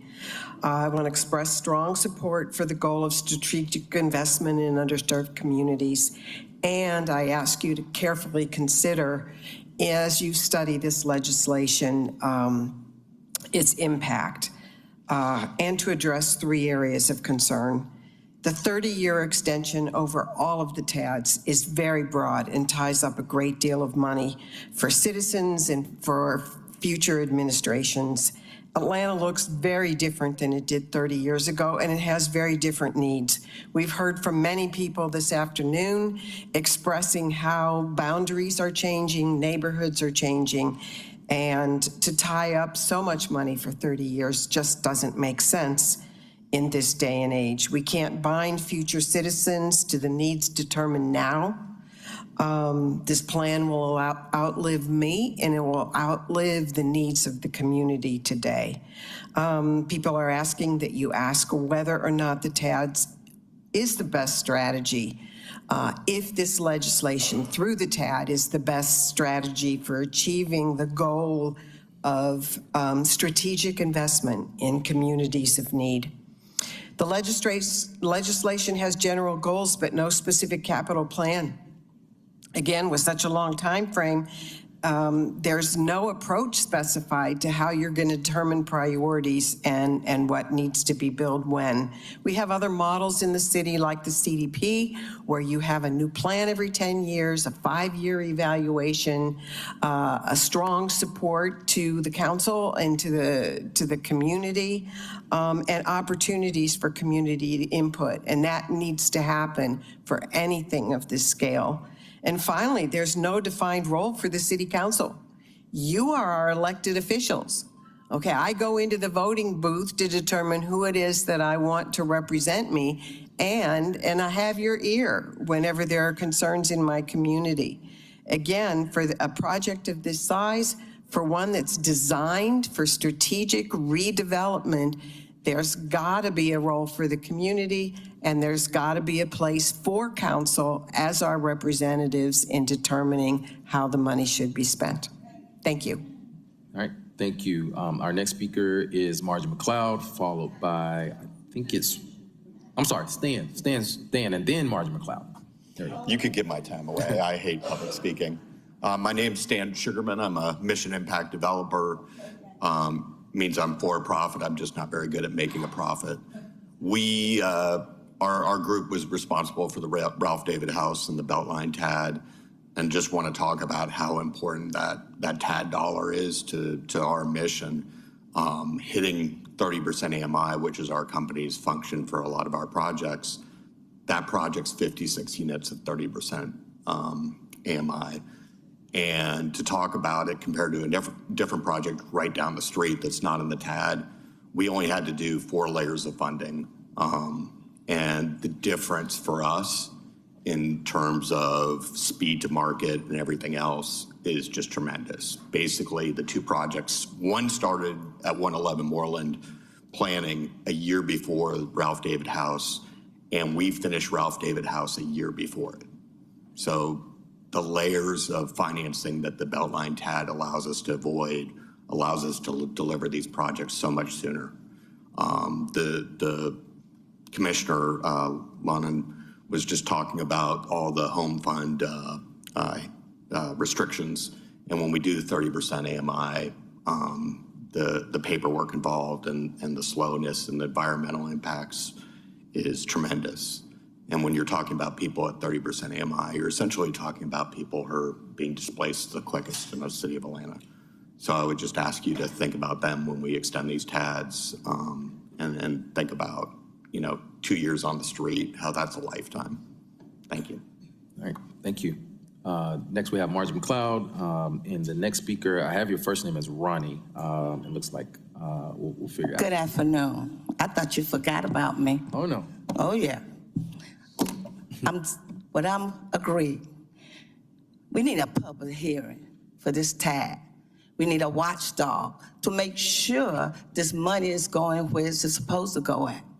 And Ishay, when you were riding the school bus, was the school bus full? Go there. Come on. I rode the MARTA bus, sorry. Okay, well, So who it's rode full, the school yes. bus? You rode the MARTA. But who else? Okay, boom. Was the school bus full? No, okay, you didn't ride. But I'm going to tell you one thing. The school bus is what? It's half full. We got 1,800 children unhoused, okay? This is what they did with the Beltline. So what I'm saying, how can we bring our community back? How can we bring the children back into the community? This TAD, it got to be also monitored. Because this money, 20 years, that's a long time to have this TAD money, and we're not using it. That's why we need a watchdog. That's why we need our public hearing and let the people decide where they want to spend this money at. I understand by parks. We got a lot of parks, but we don't have a lot of low-income housing. I like trails. I was in Europe. I was stationed in Europe. But see, they don't have no big cars. They have small cars. So that's what we need to find out. And daycare, that's what I want to see, because people can't afford daycare. You see children leaving in the cars because maybe we need to put this money to daycare, have a university daycare. Look at this money. Maybe we need to put daycare in the city hall. We could do whatever we want to do with this money. We've been misappropriating this money, but I want a watchdog, and I want to be on that task force, because I will make sure, Dozer, we military, we'll make sure this money be spent what? The right way. Not put it in somebody's pocket, not gonna put it in somebody else's district, because Southwest looked like for 30 years, you did not put the money in our area. So who sold Atlanta? I'm asking the question, who sold it? Because the city don't look like it should look. You act like we're some foster child over here on Southwest side. Overstreet, I know you're not here. You got back in, that's good, but I hope you do what you're supposed to do. I know the president of the city council can't do anything, but we're gonna see what you're gonna do. And that's what I'm saying. Please, we need a public hearing for this TAD money. Be blessed. Hey, Ms. McLeod. This is just for clarity, this is the public hearing for the TAD. Well, we need a public hearing, because House Bill 581, y'all did a public hearing. 11 o'clock, everybody can't get here. They're working. But I just want you to stick around. We got a presentation and a robust conversation coming up. We need the public. And I rode the bus 12 miles each way. How many developers up here? Raise your hand. So we're gonna go to our next. How many people in the community? Thank you, Ms. McLeod. Raise your hand. We're gonna go to our next speaker. We have a Ronnie, it looks like McClure. I'm just telling you, the people's not followed by here. Breedlove. That's why we need a public hearing. Thank you so much. We appreciate it. Thank you. Looks like a Ronnie McClure. I'm sorry, I'm having a hard time with the last name on this spelling. Looks like Ronnie. Next speaker is Ms. Breedlove.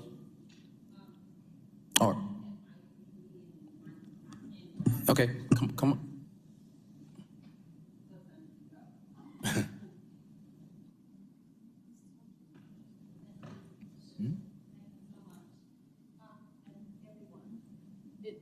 Reggie Marble.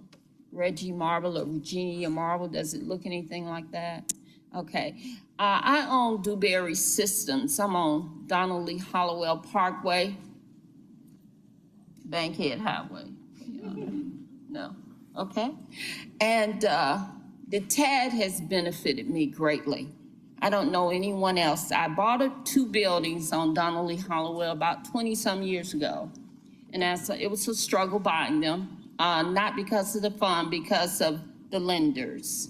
The lender did a bad contract on me to try to rebuy the building I had. The agent did this, right? So it was a struggle for me. So when ADA, it was the Atlanta Development Authority, first came, I didn't apply for it. I didn't believe it. I was like, they ain't telling the truth. It ain't no 2% loans. So I came back in my first building. I'm sitting there working. I'm the only African-American that had a beauty supply on that side of town. Had it for 17 years. And my building was imploding. I would have to come up there on days off and run and put buckets and empty them back and forth. This TAD changed my business life, period. The first TAD I got was a loan. I made sure I paid it on time. If I didn't have that TAD, I could not go to the bank and ask for this money at 2%. Who does a 2% loan? The city of Atlanta does. They do a 2%. People are like, oh, girl, it ain't true. So I went up physically up and down Donald Lee Hollowell and got Lawson's Floors, Goody Fashions. I can just name all of the businesses I physically walked into and say, apply for this money. Are you kidding me? It's not. I said, apply for it, and they did. Then fast forward, grant money came available through the TAD. My second building, the roof was gone. The money that came to my building from the TAD, I have more tenants who have employed other people in their units. And my back building, I just signed another contract for another person to rent. I don't know what you guys are talking about. The TAD is addicted. So when I did that, I noticed other businesses redeveloping, even the liquor store. Lord Jesus, we affected the liquor store to remodel. So there's so much to this TAD that I encourage you to continue, because you can come meet me. I can show you pictures. I can show you what it's done for me. The entire presence where I'm located is totally different. So please, and I thank you so very much, because for me, the TAD in the office that they held my hand to allow me to apply for this is life-changing. Thank you. All right, thank you. Next speaker is Breedlove, followed by Jody Williams.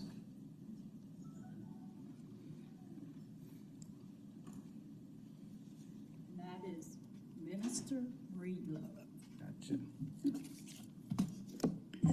Greetings, you all, again. I want to really put this on you all minds because I'm not a young person. I'm up in my age, golden years.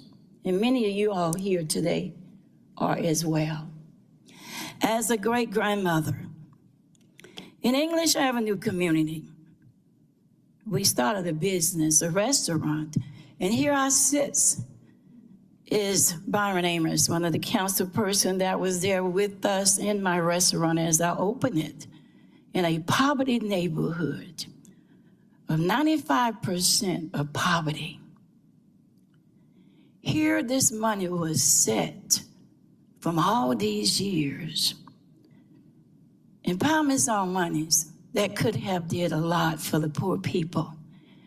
And if you all go back and look at your listing, research, so many of our people died where could have been helped it.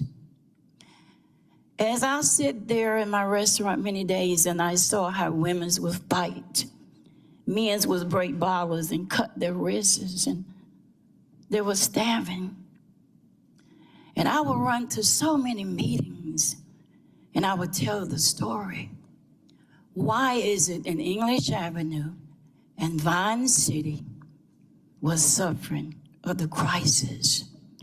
Whereas we was late night at Kennedy School, putting a proposal together to get this $250 million impoundment zone monies. And it was approved and it came. But what happened? Now we sit today and we talk about the TARS money that should have been gone to these neighborhoods. Why? We all are taxpayers, and God knows I'm a high taxpayer. I suffered, my children suffered from being false arrest, living behind the ambassador of the United States, had my own private secretary, was building a $10 million mansions on my street, naming them after my ancestor, Madam C.J. Breedlove Walker. I wanted to put the ladies who suffered with their babies that was living in burnt houses in English Avenue community. Homelessness. People were sleeping in old cars that was out there in English Avenue community, froze to death. They would call me from my business to come. And I had to see this, people. Wake up. It's over for sleeping in the city of Atlanta. It's time to make changes. There is a policy, a good policy, who you all young people can do this. Your minds are brilliant. You went to school where we could not do it back in the day when I picked cotton for $6 a day. Thank you. Time has expired. But God bless you. All right. Thank you so much. Wake up, people. Pastor speaker. Walnut is my pastor, and he's your senator. God bless you. Our next speakers are Jody William and Brock Thompson.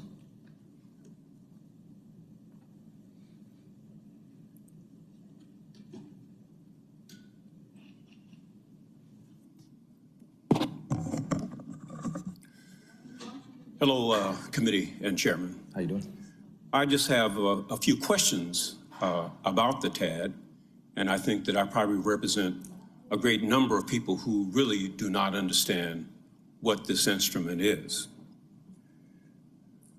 What is it that a TAD can do that you, our elected officials, cannot do, our school board, our city council, our Fulton County commissioners?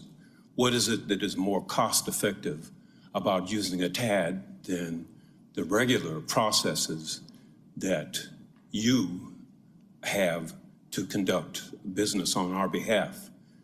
Where is the visibility, the transparency, the clarity in what is being done with these TADs? We say that there are 8 of them, that they want to extend the life of these bodies, but what is it that they actually have done? We as citizens need to have that kind of information in order to decide whether they should be continued.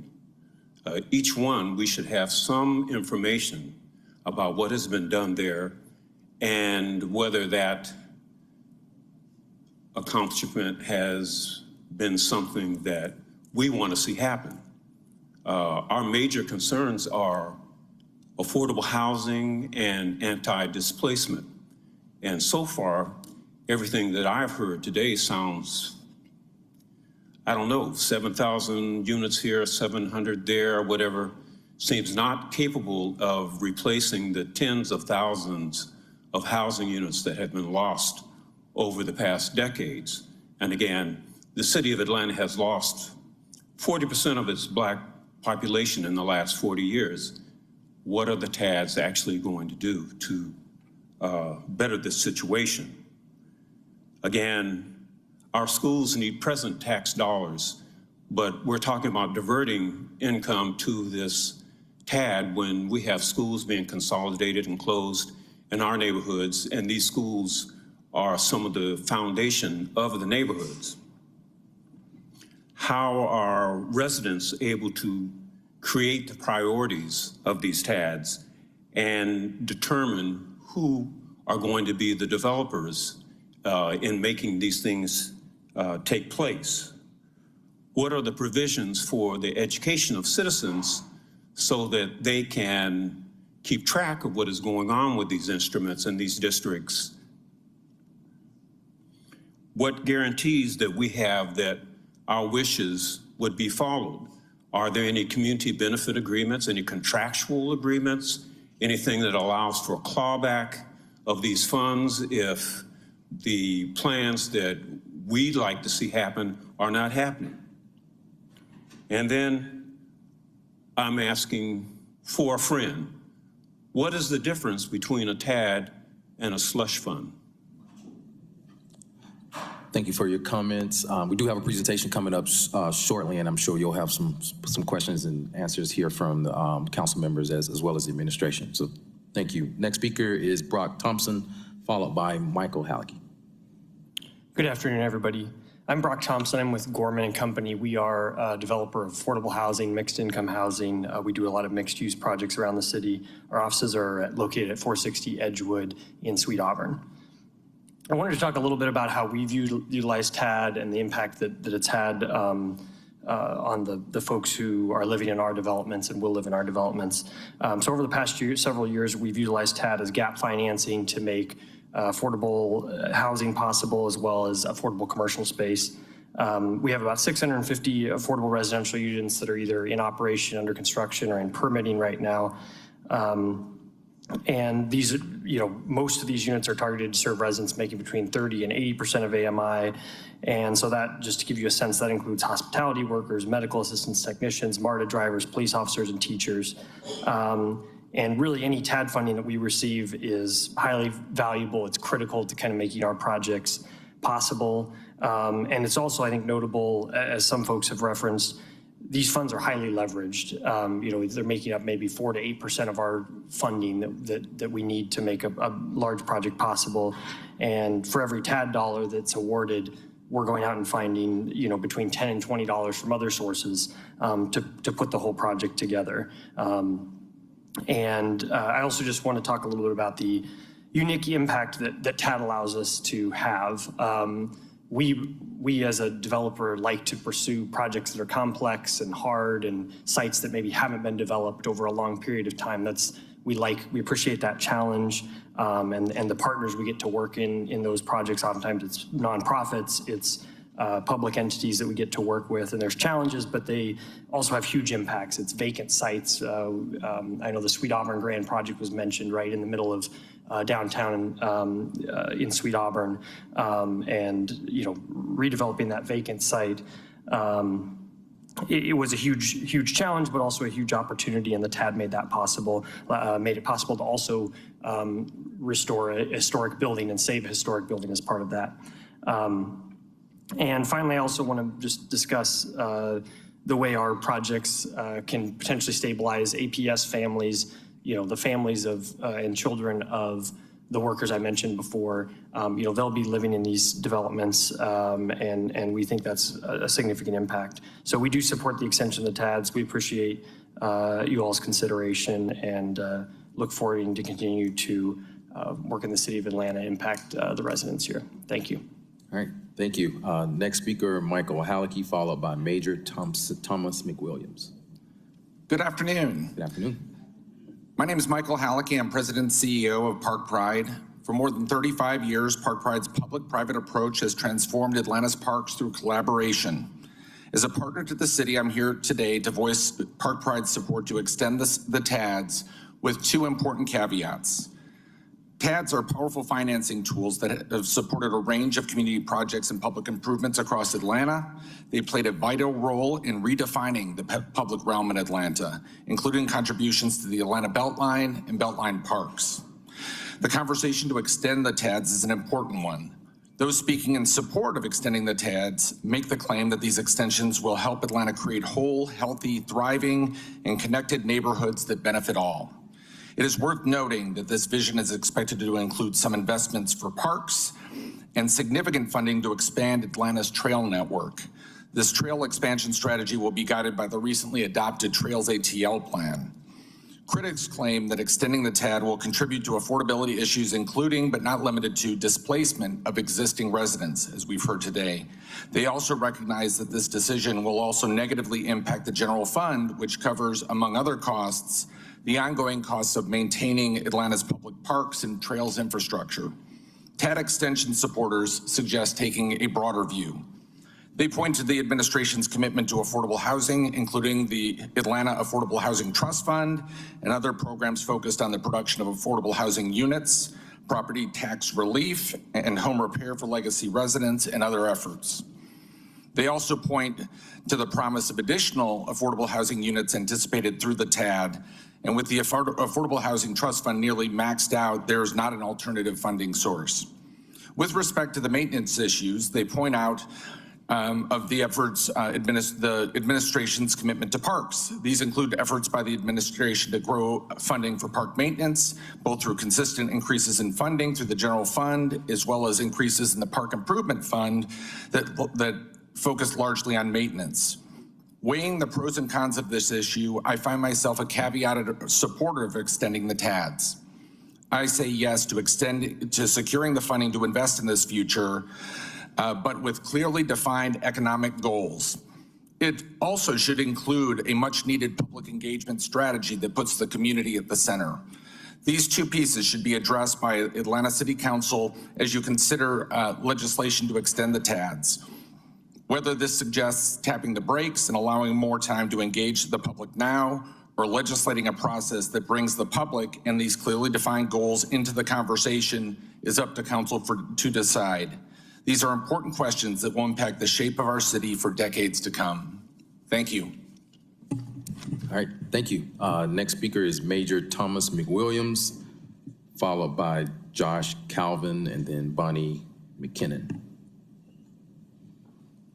Thank you so much for letting me speak with you today, and thank you for the burden you carry and the decisions you have to make. I am Major Thomas McWilliams, Salvation Army Metro Atlanta Area Commander, and it's an exciting day for the Salvation Army, not only because our bells are out there now irritating everyone who wants to go shopping, and because certificate of occupancy for a 5-story tower that is on Marietta Street. And in this tower is short-term housing, long-term housing, a youth center for the 50 children we house every single night, and a workforce development center in the facility that is state-of-the-art. And this workforce development center is not only going to do short-term or soft skill trainings for our clients, which is stabilizing them, the kind of resume work, you know, when your boss looks at you awfully, what do you do? You know, those kind of skills, but it also will have hard skills to train people for living wage jobs. When we were building this and when we were planning for this, we built onto Marietta Street a full entrance and a lobby, and we put the Workforce Development Center so that it could be entered from the Marietta Street, from the community. The reason we did that is because we are transitioning from just the sheltering that we do, the long-term and the short-term, but we are also going to have everything we offer in this Workforce Development Center open to the community for anybody who wants to upskill, anybody who wants to be change their work life, their occupational life. Now, for us in this construction, the TAD funding was very important for us. Not only for the funding, not only for the funding we received from the Westside TAD, but we were courting a number of private investors, as you would imagine, corporations, foundations, and when they heard that we had received the promise of the TAD funding, they were ready to jump on board. So when you talk about TAD funding, yes, it's the funding, and we appreciate that very, very much, but it also what it triggered in private investment that allowed us to fully fund this facility and receive our certificate of occupancy. And I'm thankful for you. Thank you. All right, thank you. Next speaker is Josh Calvin, followed by Bonnie McKinnon. No Josh Calvin, no Bonnie McKinnon. All right, we'll move on to Mitchell Tahi. Sorry if I mispronounced it.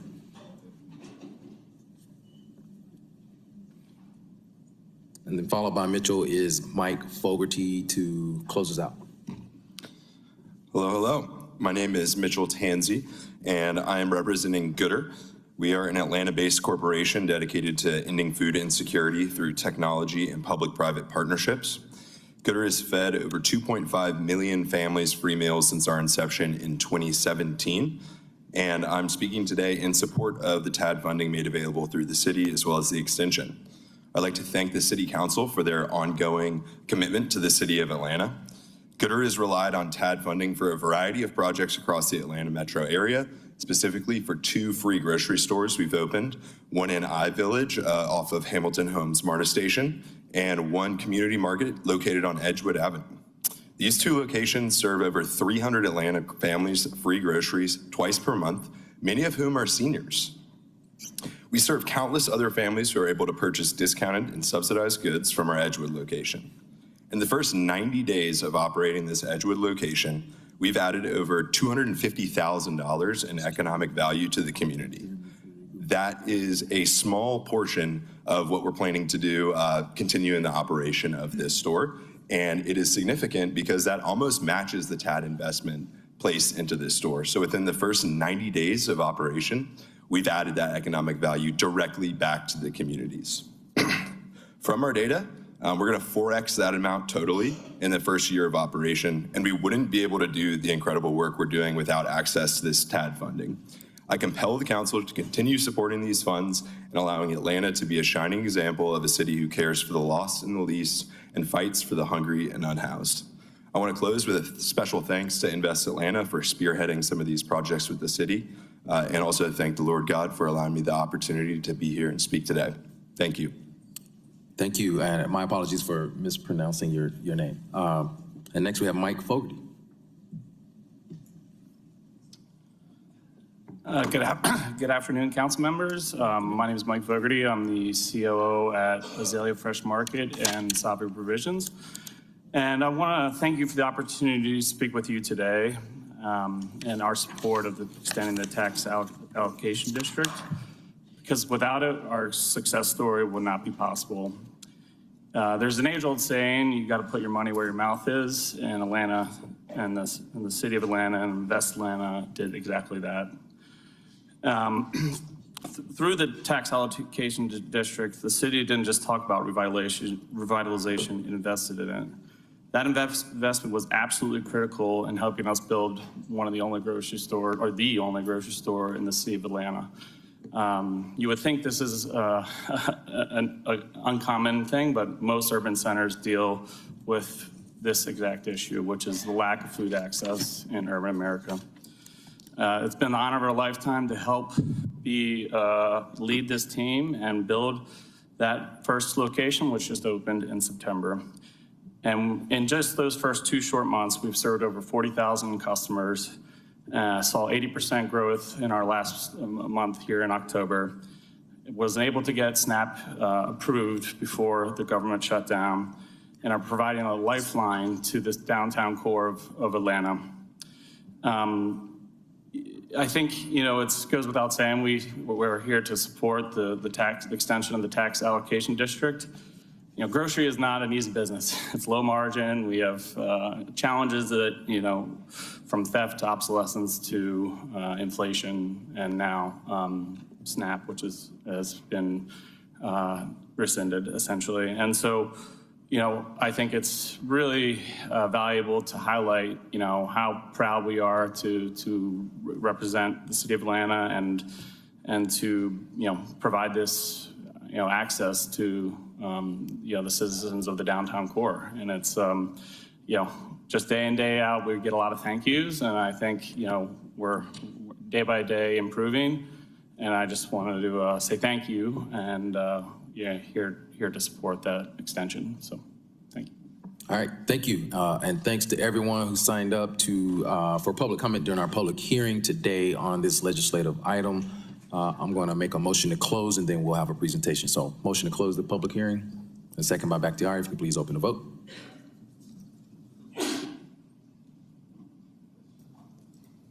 The vote is open.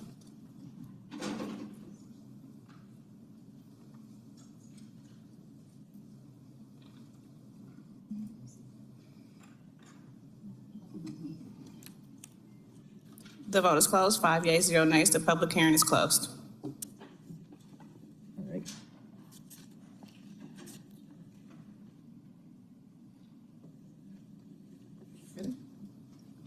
And I was told the Chief of Staff was going to make this presentation. Okay.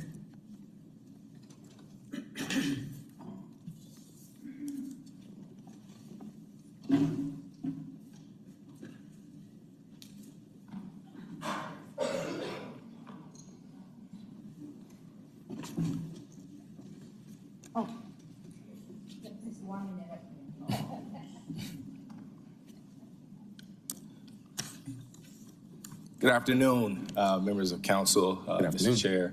It's a pleasure to be with you. I know it's been a long day already, and we certainly appreciate your time and attention to this matter. By way of roadmap, I'll offer a few thoughts, then I'll toss it over to my colleague Eloisa Clementich from Invest Atlanta. We'll have a few comments from our current Chief Strategy Officer, Peter Amon, talking about the halo effect and some of the more financing mechanisms involved in this project. It was based on some of the questions and feedback that we received from you all. And then we'll close it out with our incoming Chief Strategy Officer, or soon-to-be Chief Strategy Officer, Zerva Sangay, who will offer additional thoughts as well. It's a pleasure to stand before you today to represent the mayor and the administration at large, to urge you to support the Neighborhood Reinvestment Initiative. Part of that, of course, is extending the TADs, because we believe that they are a vital tool that help us fund the kinds of investments that we need to see in the communities that we all hope to serve. Communities that have for far too long gone without a significant level of investment. As I shared with you a few weeks ago, the harsh truth about Atlanta is that Atlanta is a tale of two cities. We are a city divided by access to opportunity, health, education, and wealth outcomes are still mapped along the historic lines of segregation. Residents in the north and east parts of our city are faring much better than residents to the south and west. This did not happen by accident. Instead, it happened through years of malicious policy decisions that took place long before our time. These equity gaps that persist are not going anywhere. And across every single meaningful metric, these communities are being left behind. In fact, as many of you know, a child born into poverty in Atlanta has just a 4% chance of reaching the upper middle class, the worst odds in the entire country before they die. Ensuring every neighborhood has the resources it needs for affordability, safety, and and that they are thriving doesn't just help the neighborhood. It is key to improving citywide issues that impact Atlantans every single day. Issues like crime, issues like traffic congestion, and access to good jobs. Now is our moment to interrupt these cycles of disinvestment and broken promises and truly build the kinds of communities all Atlantans, especially our children, deserve to live in. When the mayor launched the Neighborhood Reinvestment Initiative a few weeks ago, he was making a commitment to reorient how government works and deploy all available resources to areas of the city that need our help the most. Following a decisive victory for him and for many of you, we have a mandate from the public to fulfill a lot of the promises that have been made over the past year and a half, to bring deeper affordability and opportunity to all parts of the city. TADs are the engine driving the Neighborhood Reinvestment Initiative forward, turning Atlanta's promise into progress. As we've mentioned, this administration has spent 3 years in these neighborhoods, meeting with residents and community leaders to understand their priorities. We've hired neighborhood project managers inside of our Office of City Planning that meet with these neighborhood leaders monthly. We've poured over 20 years of neighborhood plans and pulled out what remains left to do. We've consulted both local and national experts, some of whom you've heard from today, and we've partnered with neighborhood partner organizations in each of these communities. The results of this effort is a draft project list that has been shared with all of you. This is a living, breathing document, and we make modifications to it almost weekly through continued collaboration. We are in community every single week, almost every single day, working with the folks driving this work. This is not a top-down effort, but a bottom-up effort that has been led by the people who will be impacted most by the changes we seek to bring into reality. While we don't intend for this list to be locked, per se, for the next 30 years, it is meant to be a guide to inform the kinds of projects and priorities we'll be seeking to deliver in these neighborhoods. Things like bringing to life 150 miles of trails outlined in the Trails ATL Master Plan, new transit options on the south side of our city, at least 10,000 units of affordable housing, investing millions to eliminate blight from our communities, and supporting thousands of new small businesses. We are eager to continue working with you, the residents and partners, to refine this list and ensure it's as responsive as possible to community needs. But in order to see any of this come to pass, to see any meaningful progress on things like transit and deeper affordability and vibrant economic corridors, we must have a tool like TADS at our disposal. It is also important to note that the amount of money we are talking about is in the billions of dollars. 20,000 units of affordable housing alone comes with a price tag of $6 billion. Simply put, we believe this is our most effective mechanism to do this work. Our friends who work in the affordable housing community that suggest that we need to double our affordable housing goals. Some have suggested that we triple our affordable housing goals. You will get no argument from this administration, but simply put, that just means we need $12 billion or $24 billion to find either from government or from public subsidy to bring that kind of change into reality. Some of you have asked why now when most of the TADs still have a few years left before they expire. To that, we simply say these communities can't wait. Extending TADS means extending Atlanta's capacity to deliver equity at scale. Children are growing up today in neighborhoods with no grocery store. Parents are commuting today for hours every week, and families are facing tough choices about relocating because of affordability today. We have the vision, we have the resource, and we believe we have the responsibility to do all we can right here, right now, as soon as we can, to improve the lives of residents throughout this city. We've heard the valuable and justified feedback from you and from residents that TADs have not always worked as well as they could.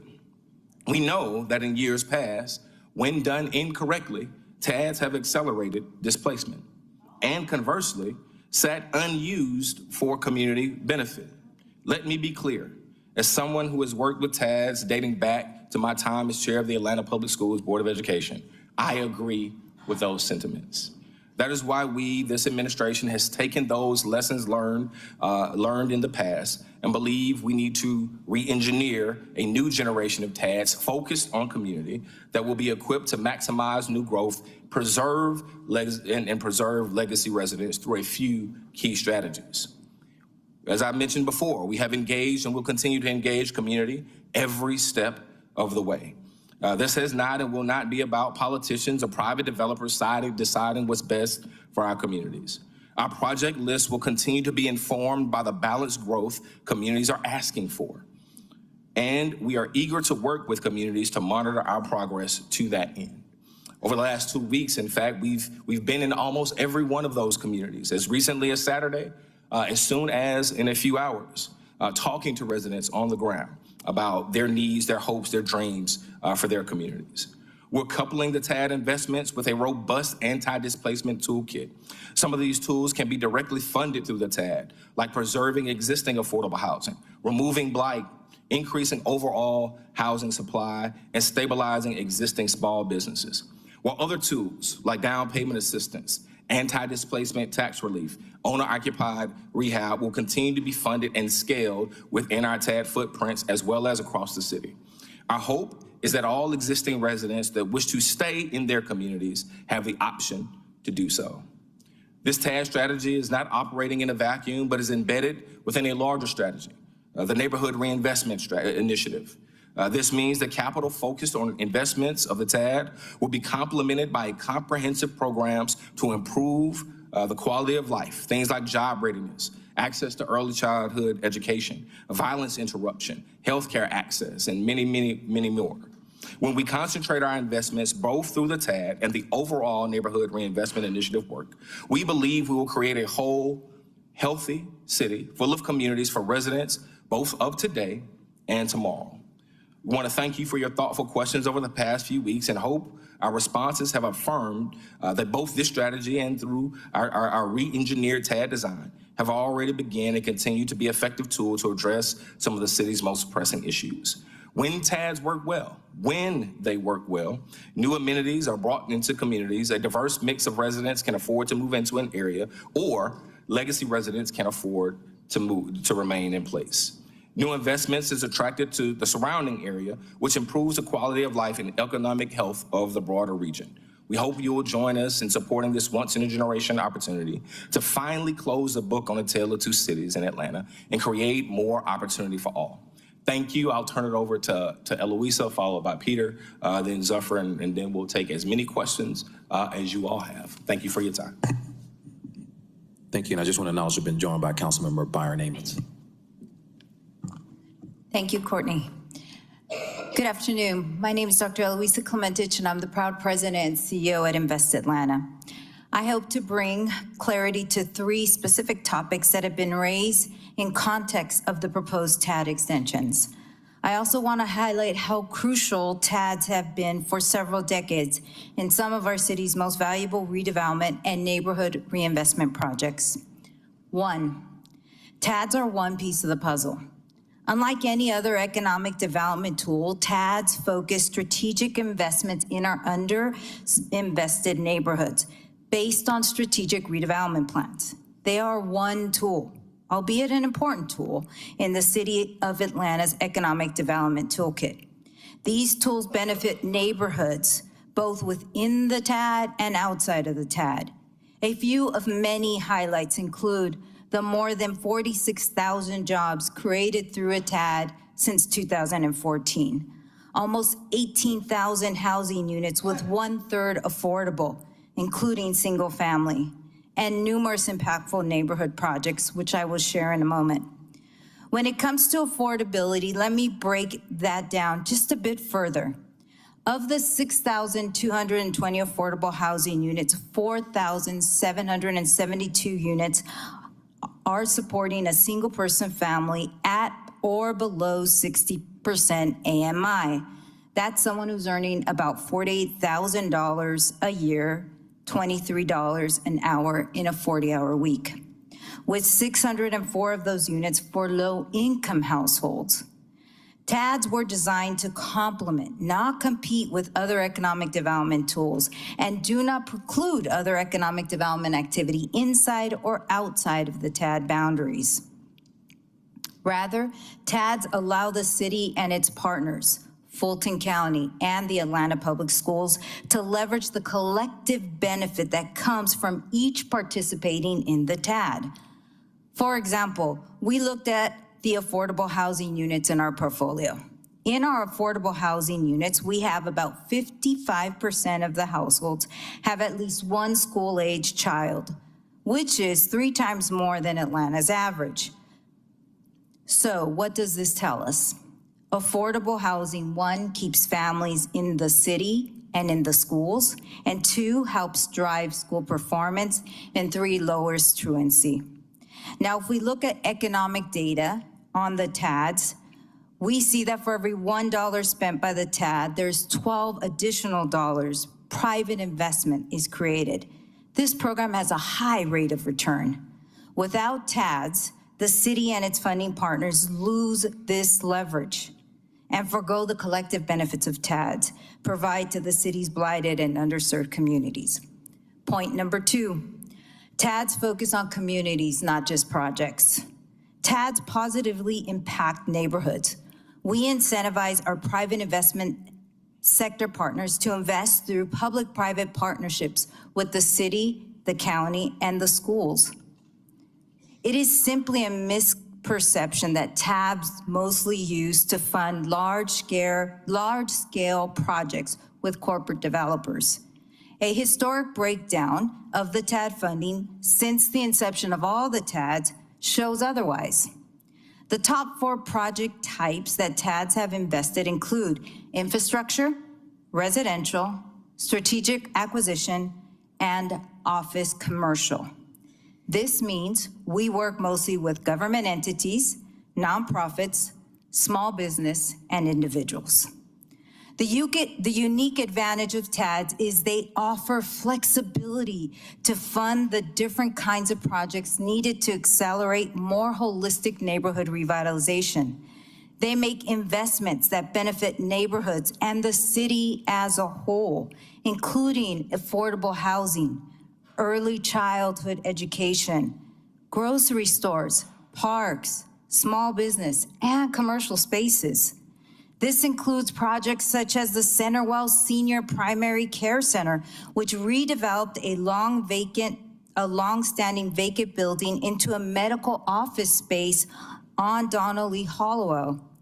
The Salvation Army Center of Hope, which helped to transform Atlanta's largest emergency transitional shelter in the West Side, and Azalea Fresh Market, the first grocery to open in downtown since 2005.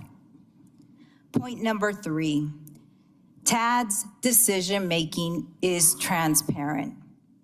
TAD's funding decisions are subject to transparent, robust public process by both state law and the city governance structures.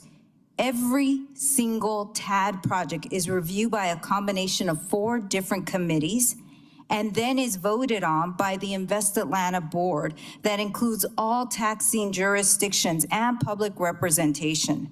Through community engagement, public input is given when new TAD programs are created.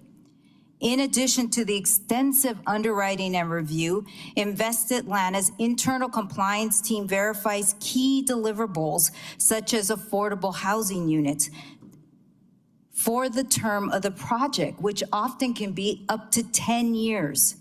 Invest Atlanta's intergovernment agreement with the City of Atlanta requires quarterly reporting, and you see me either at CDHS or FEC at least 8 times a year. Annual TAD financial reports are also posted on Invest Atlanta's website. And I am proud to report that Invest Atlanta operates under the Georgia's Open Meetings, Open Records Law. Board meetings are open to the public. All agency records are subject to public access, reinforcing accountability. In fact, if you go to my website today, you will find meetings all the way back since 2009. Let me close with this. In a world where federal dollars are being cut, we need to ensure that local government has access to all the tools that are available to them. TADs are one tool in the toolbox to do this very difficult work and can impact the social determinants of health at the same time as driving economic impact. 3, TADs are a strategic tool. All 3 taxing jurisdictions contribute, making all of our investments go further. TADs are part of a capital stack, have high rates of return, and support public-private partnerships. Transparency occurs at every level when underwriting to long-term compliance. And lastly, you have a committed, dedicated team that live to work and make our communities better. We pride ourselves and are humbled that we get to work with you on these type of projects. We are excited to move the needle for those we serve. Thank you.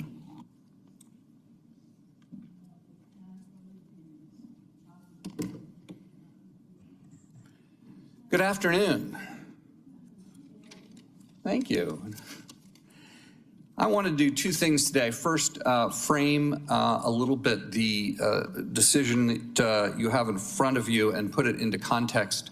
And then second, talk a little bit about the value of the TADs, which again are just one part of the solution here. But as we look at them, they are clearly positive net present value instruments, including when using the appropriate discount rate. I'm sure something that everybody is thinking about. First, in terms of context, there's been a lot of discussion about the $5 billion or the multiple billions of dollars needed for various projects. And that is true. These are expensive projects because they have a big impact. But what we don't want to do is to get lost in the large numbers. And so let me just break that down a little bit. The first thing to think about is that currently the increment in total created across the withheld or sequestered revenue of all 3 jurisdictions, APS, Atlanta, and Fulton County, is about $200 million a year. So already we're talking about not necessarily a $5 billion decision in front of you, but a $200 million a year decision in front of you, which is obviously a substantial and meaningful decision, especially for a duration of time. But 3/4 of that, not to be minimized because these are all the same taxpayers, but 3/4 of that is related to other jurisdictions. Or to say it another way, if the TADs ended tomorrow suddenly, the city would not get $200 million a year that equates to $5 billion or more in projects. If the TADs ended tomorrow, the city would get something closer to $50 million a year. And again, that $50 million is increment. It would not have existed but for the investments that created it. So it's not really, this is an artificial way of thinking about it. But I do think it's important to bring back the camera, zoom back from the $5 billion number to the $200 million number, which is all jurisdictions, to just the $50 million number, which is really at issue today in front of the city of Atlanta. To put that $50 million into a little bit of context, we've spent much more than that over the last few years, probably in excess of $100 million, improving our employees' wages, working conditions, and benefits, right? So this council has signed up for well over $100 million of annual increase in expense for very good and appropriate reasons, because we needed to retain our employees, both public safety and non-public safety. The other thing I would like to mention, to put it into context, is that, you know, $50 million, as you know, is about 5% of our general fund budget. So yes, a substantial portion of money, but it's not quite the $5 billion giant decision that sometimes this may feel like. Then I think it's also important to put in context what we get for extending the TADs. And if we could move to the first slide, I don't know who is in control of the screen. Oh, I'm in control. Shit, how did that happen? Sorry. They never let me have the clicker. So the first thing I wanted to mention was the concept of halo areas. So what you see on the screen is, in dark blue, the actual TAD parcels. Okay, so what you'll notice for the Beltline, so this is just the Beltline, we're talking about the Beltline TAD. So the actual TAD is this really funny shaped agglomeration of dark blue. Okay, so it's pretty specific and pretty constrained. But when you do development like Ponce City Market in a TAD, it has a halo, right? It has overflow into other areas. And what you see in the light blue is our best attempt at defining the halo parcels. So basically it's a ½ mile on either side of the path, which is about as far as I can walk in a day. And so that's how it's defined. So we then extended this concept to the other TADs and created a number which is effectively how much are we generating that is coming today to the general fund in terms of benefit. And what you'll see on the screen here is that in the TAD areas, we've had this enormous growth, right? We've had 193% in the light, I don't know if that's aquamarine or light blue or whatever it is, but the left-hand bar, 193% growth in assessed value of property in the TADs, right? So significant growth, which is what you would expect. You're investing in these areas. And by the way, this is all TADs, not just Beltline, although Beltline is the largest share of it by a good deal. The next largest growth area is the TAD Halo. So TAD Halo assessed value has grown by 145%, and this is from 2007 to 2024. And then finally, you see the rest of the city coming in at 116%. So what you can do is you can use the underlying math to understand, well, what are we getting from the TAD Halo area?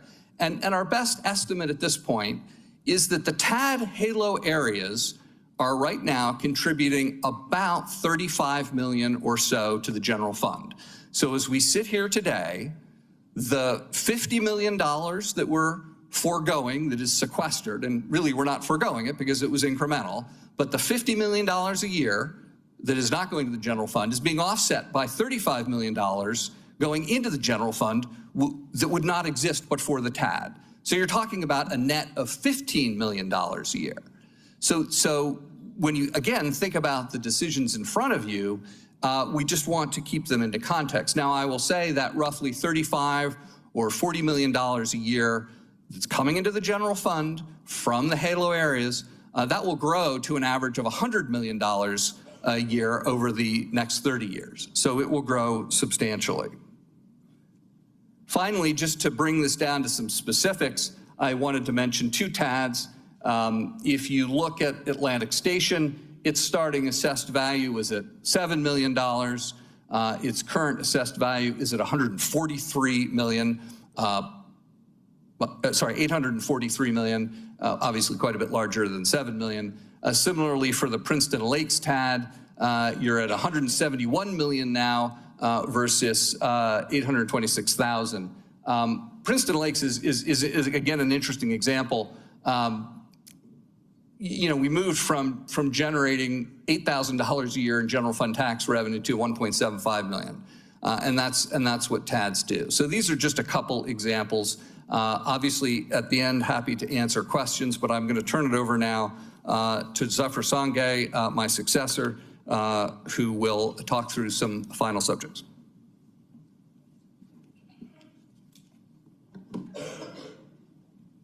Thanks, Peter. Good afternoon, everyone. I'm Zafar Sangay, incoming Chief Strategy Officer, City of Atlanta. It's a pleasure to meet you guys. Look forward to working with you guys. I just wanted to close some of our prepared remarks and bring it back to the underlying strategy. A lot of discussion on TAD, appropriately so, but this is really about NRI, Neighborhood Reinvestment Initiative. And what is really distinctive, and I wanted to draw your attention of what really is distinctive about NRI, is that it's intending to attack 2 of our significant challenges for the city of Atlanta. We are in an enviable position of having one of the worst income inequities in the country. And we also have one of the worst economic mobility in this country. Those results are evidenced through third parties in the case of income inequality, the Gini coefficient, which is a recognized income inequality metric. Atlanta's dead last. When it comes to economic mobility, organizations such as Opportunity Insights most recently have Atlanta ranked dead last. And as Courtney said, all that means is the economic mobility metric is the probability of a child that's born in a low-income neighborhood to be able to graduate to a higher tier income level. Income inequality is a point in time reality of the distribution of income in our city. There are a couple of studies that have tied this, and I bring this up not to address the morality of addressing this problem, but the economics behind addressing this problem. And there's a study from OECD, the economic think tank organization globally, that has tied income inequality to GDP drag. And the elasticity in that study essentially indicates that for every Gini point, there is a 0.12% GDP drag on a geography. And so to put that in perspective for Atlanta, given the size of our economy, that's worth about $700 million of GDP headwinds because of the income inequities that we have. So I wanted to leave those points with you for contemplation, because NRI has been designed distinctively to address holistically the determinants that drive this inequity and that prevent economic mobility, looking at multidimensional investments in housing, infrastructure, transportation, healthcare, early education. And so thank you for listening. We'll open up for questions, I guess. Thank you. Thank you for the presentation, and we will open it up for questions, comments from council members. We're going to start off with Councilmember Bakhtiari. Hey, thank you. And good afternoon, I believe. Good afternoon. First and foremost, thank you all for giving us this presentation. Thank you to the public who showed up. I do want to start by saying that I believe we're kind of missing the point of the conversation, that I don't believe anyone here thinks that TADs are a bad idea. and that there's nobody here saying that they should be closed forever. It's discussion. So I just want to start off with that because I feel that a lot of the comments are targeted towards this belief that council wants them closed altogether. So I just wanted to name that. First question is there anything in state law that limits TADs, how many TADs can be created? Something like a 10% cap? Yes, state law limits or says that only 10% of your digest, that if more than 10% of your digest is within a TAD, you can't create a new one. Nor can you, you can shrink them, you can close them, but you can't create a new one. Right now, when you, all of the TADs represent about 17% of the digest. When you back out the portion of revenue that is piloted back to the city of Atlanta, it's about 14%. Understood, thank you. And to that point, I believe state law also establishes that we cannot change the boundaries of an established TAD, correct? That is correct. You can close it. And then we can recreate, yes. And so if all TADs are extended as proposed, can future administrations create new TADs before 2055 to adapt to what we will see are changing conditions, especially in this climate? No, not without making a decision to close, significant TADs that are already in existence. Understood. My fear with that is that we're limiting decisions future administrations can make. So that is a concern of mine. And again, when does the first TAD sunset? 2031. 2031, okay. And if we adopt this as presented, what will be the new sunset date for the sunset date for the TADs? 2055. 2055. And I suppose my next question is, I believe that there is a current audit happening by our own city auditors and doing a routine analysis of existing TADs. And I believe we're expected to get that before the next fiscal year and before the scheduled sunset. I believe they're mandated to give it around June. And how is that audit informing this discussion? Because there is a current audit happening. I have not had conversations with our city auditor. We have routinely done financial checks on the health of the TADs. And so unless somebody, one of my colleagues tells me something different, I have not been a part of conversations with the auditor. Okay, thank you. And I suppose, so they're not informing it yet. So I suppose another concern of mine is if we pass this today, new council members, because we have a new council member for District 2, we have elections currently happening for Districts 7 and 11. And I believe that they will not get to inform this. Well, we can reach out to candidates at any given moment. I can tell you that, in fact, candidates from all of the existing races have offered thoughts and opinions. There are several candidates that have, particularly in District 11, that have participated in almost all of the community meetings that we've had on this issue dating back to almost 2022. And so we're happy to continue that outreach to be inclusive of their thoughts as well. Understood. But I do want to clarify, this vote, they would not be able to vote on it though, correct? That's correct. That's correct, okay. And my question before deferring back to the chair and my colleagues, I think I'll have some later, but I want to make sure that I give my colleagues opportunity as well. What will we do differently? By your own admission, you're right, the last 25 years, we have struggled. So what are we going to do differently to ensure that we are not going to see the same problems that arose the last 25 years where we saw areas that saw growth and others that didn't? So what will we do differently? I think setting the pace. I think this is a 180-degree sea change. I think previously you saw a reactive strategy that was based upon essentially proposed or developers in a lot of cases showing up and asking Invest Atlanta for dollars for a specific project. Those projects might have been great. Many of them are great, and we applaud those projects. However, there was no overarching strategy that tied the TAD investments to direct community benefit. And so we are changing that. And so we built out that strategy, working hand in hand with the people, again, who are impacted most by these decisions from the ground up. So that's number one. Number two is that what that allows us now to do is to be proactive and thoughtful about how these projects come together, when they come together, when they come to fruition, and ultimately who they benefit. Number three, we were very intentional about a lot of times what you see in TADs is high TAD balances. We think that's a travesty, actually. We believe that there's candidly too much work to be done across the city. Either whether they're in these neighborhoods or not, money needs to be deployed to help the residents we are seeking to serve. And that those high TAD balances have been because, again, there was no proactive strategy that allowed us to go out and create projects. So that is going to be fundamentally different in this particular project. Point 4, I think, would be that we have matched this with a robust anti-displacement strategy. In fact, the mayor has been working inside of neighborhoods since 2022. Our first monthly neighborhood meetings for these neighborhoods literally started in 2022. And since that time, you have seen we've expanded the anti-displacement tax fund. We've expanded eviction relief. We have launched programs for early childhood education.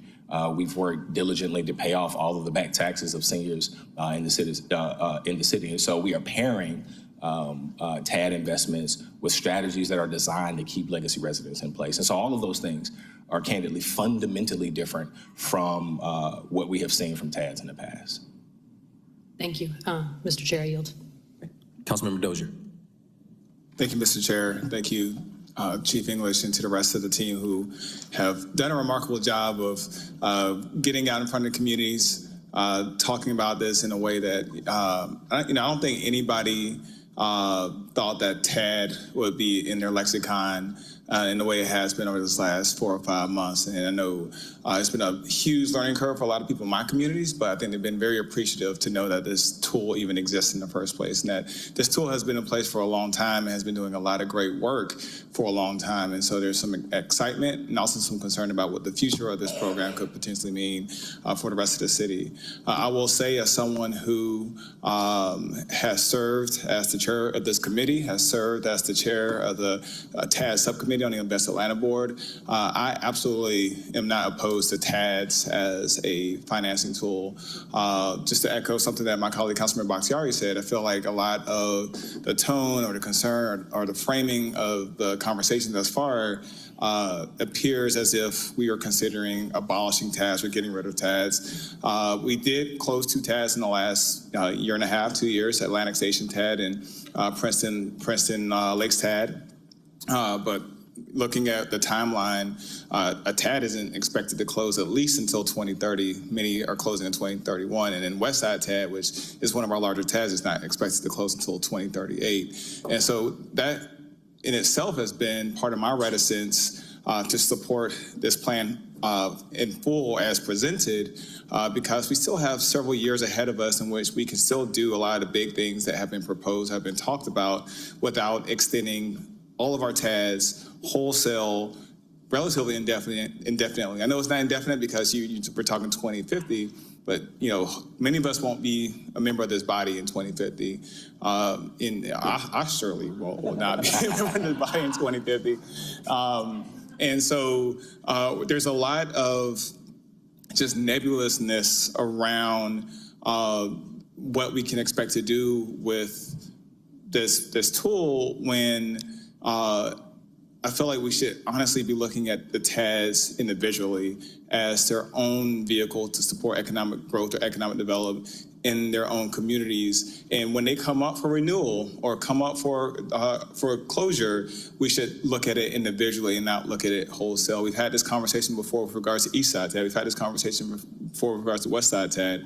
And my preference would be to look at the TADs themselves as individual ways in which we can support community. I think there's opportunity through this larger conversation to potentially revisit how our TADs are structured, how they are, how they're geographically defined, and whether that means we're advocating at the state level to allow us that flexibility to make that happen, or we allow for certain TADs to expire so that we can then have more flexibility with the remainder of those TADs. I think those are worthwhile conversations to have.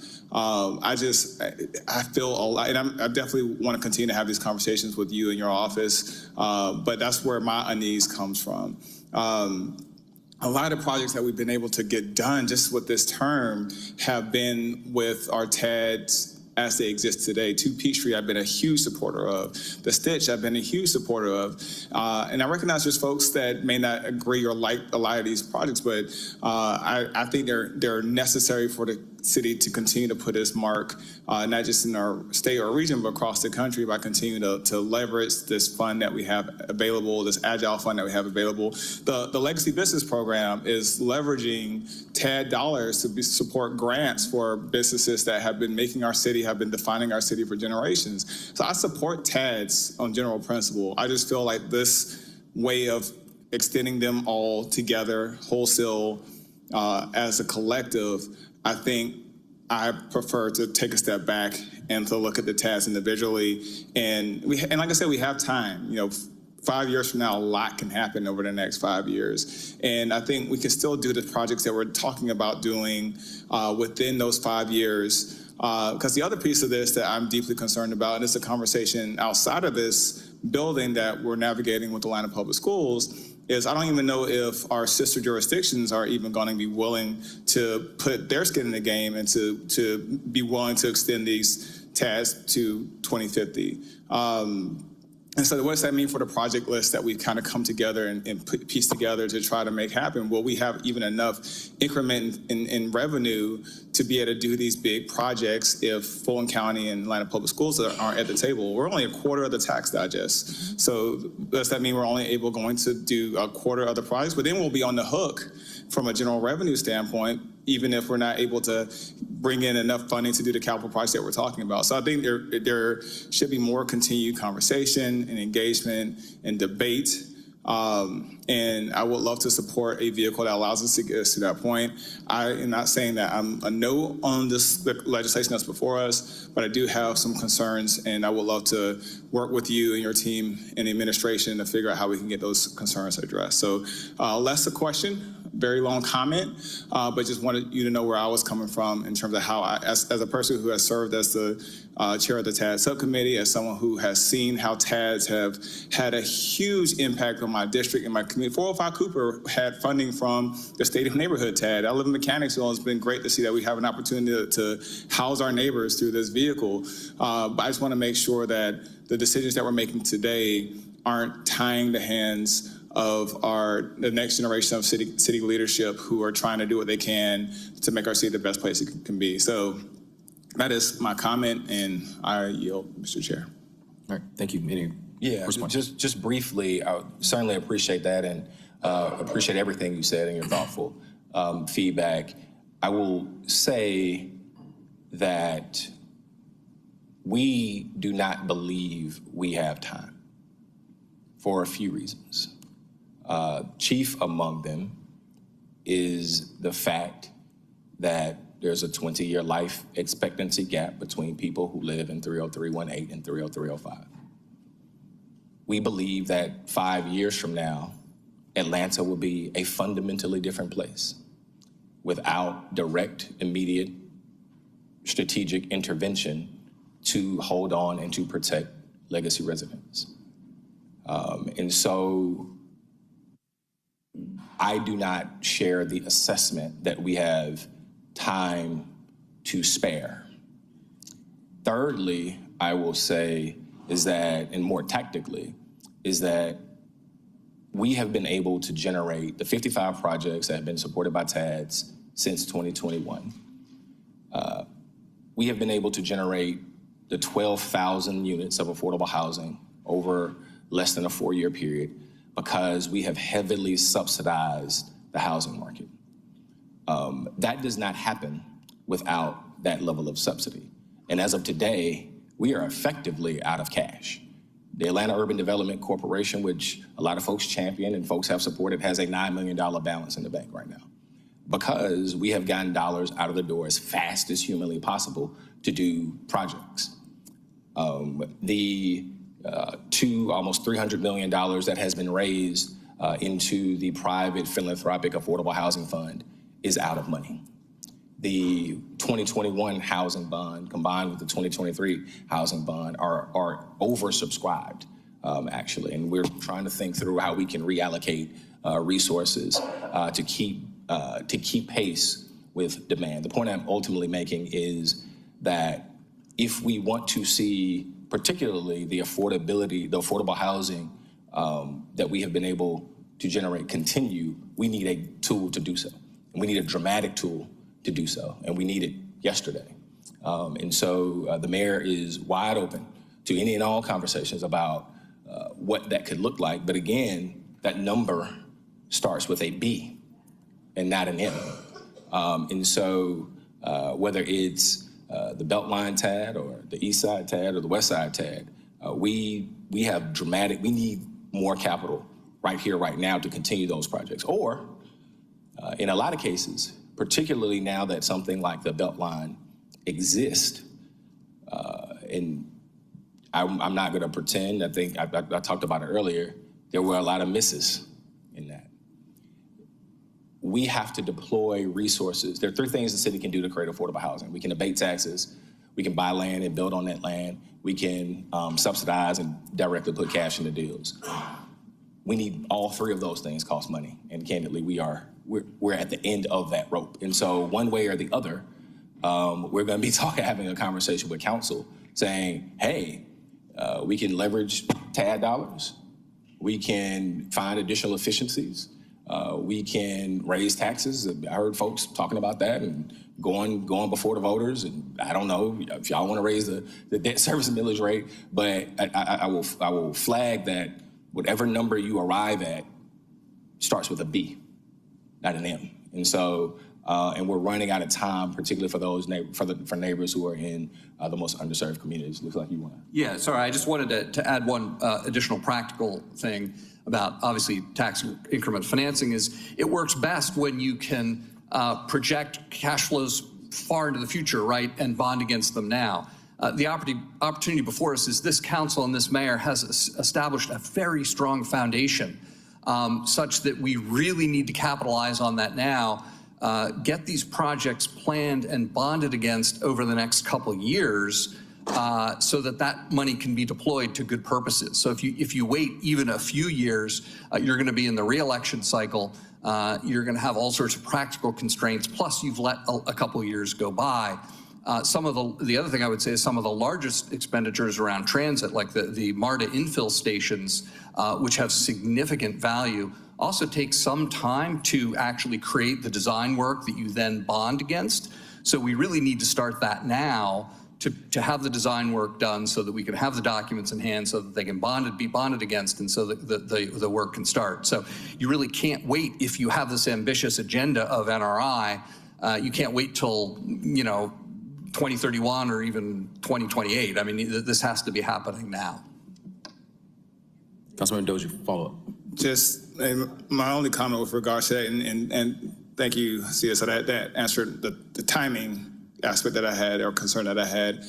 But I also wonder, we've issued bonds outside of the scope of this TAD conversation countless times of the city, whether it's through the airport, whether it's through the $120 million aura bond that we issued earlier or this time last year, whether it's through the housing opportunity bond, whether it's the homeless bond, whether it's the infrastructure bond and moving Atlanta forward. Like, these are things that we always do and always are, like, I don't think this conversation, this specific financing vehicle is the end all be all of our city's ability to get out ahead of the bond market and to do the projects that we think are necessary for the health of our city in the long term. Yeah, so I would defer to the CFO on city bonding capacity.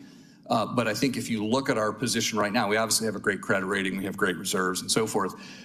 But if you look at our annual general fund balance, which is where bonding capacity would probably have to be drawn from, there's not a lot of wiggle room, right? I mean, we're running $23 million ahead of budget right now, 1 quarter into the year. We're pursuing efficiencies in the city government that will, bring that number down, and we are obviously targeting budget.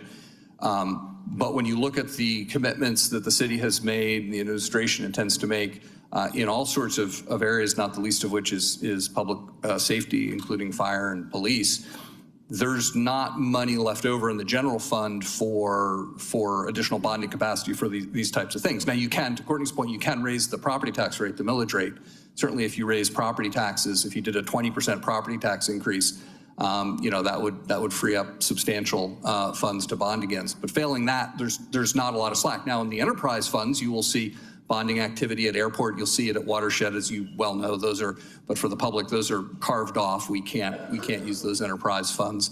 And the many of the sources that are supporting the projects that we're talking about are tapped out, which is what Courtney was saying. So all the sort of special purpose sources are dry, more or less. The general fund is dry. Enterprise funds we can't touch.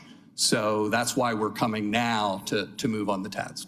So then my question is, would that analysis that y'all have done, the cost savings for the city in the long term, whether as we issue a bond over the next 12 months versus waiting until closer to the end of the life cycle of the current batch of TADs that are coming up in 2030, 2031, what that could potentially look like, what are the cost savings there? And then additionally,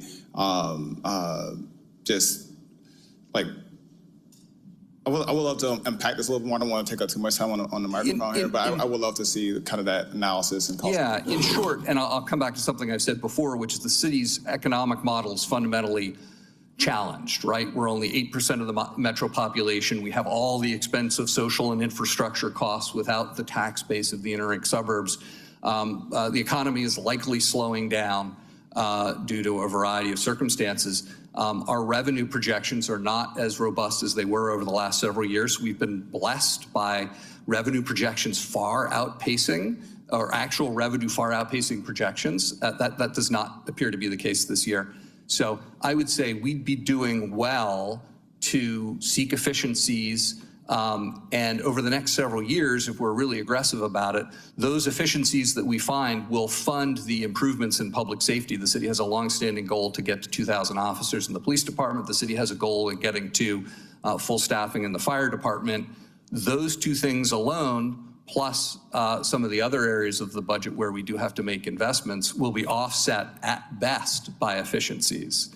And in fact, we've had an exercise looking at additional sources of revenue, which we'll be coming back to talk to City Council about. But basically, there's no money, sort of the short answer. So there's no money to do. It's like if you came and said, well, we want to do an affordable housing bond out of the general fund, well, you're going to have to fire some people or raise taxes. Is sort of the short way. But we can unpack that. That's a lot. So okay, thank you. And then just my last question is, how do we address one of the big concerns that I heard both in public comment and that I've heard in conversations I've had with constituents is that many of our communities are outside of a current TAD. And so how does this neighborhood reinvestment plan impact, how does Thomasville Heights, for instance, benefit from this? How does portions of West End that aren't near or close to the Beltline TAD or the West Side TAD benefit from this project when many of these communities are already identified by this administration as being areas of concern, areas of opportunity, and areas of potential investment, but this wouldn't necessarily be a vehicle to make that happen? Yeah, so essentially it grows the pie is the short answer.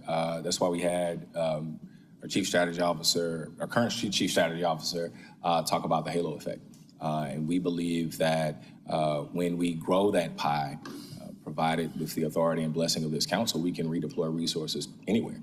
We are dead set on ensuring that people throughout the city live in healthy, thriving neighborhoods. In fact, it actually makes the general fund dollar go further.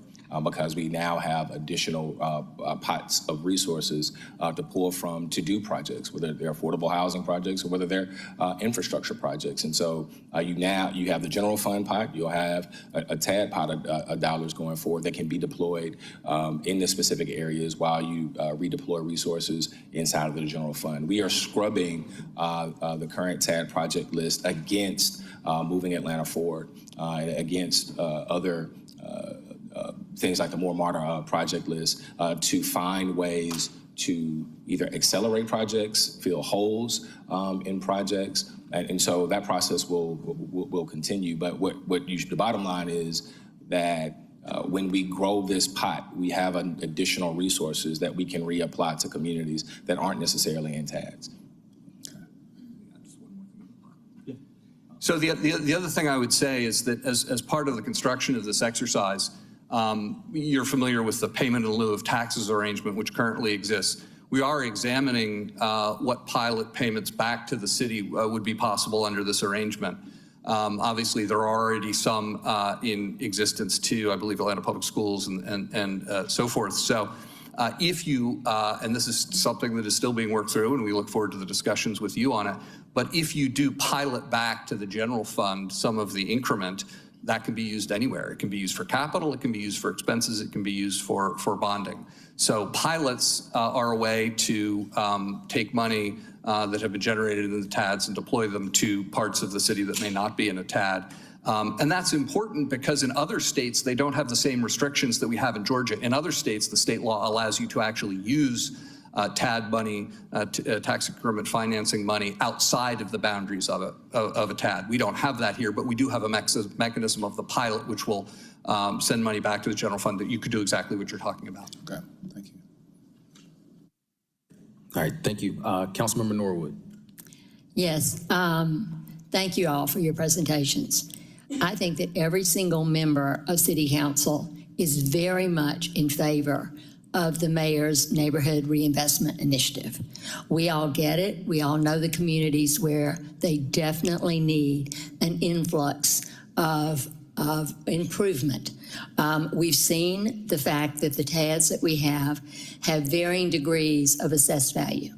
We've got values of over $1 billion in the TAD, $4 billion in the assessed value of the Beltline, all the way down to the Metropolitan TAD of $98 million. So it's been over the 25 years since we have put all these TADs into effect, very different.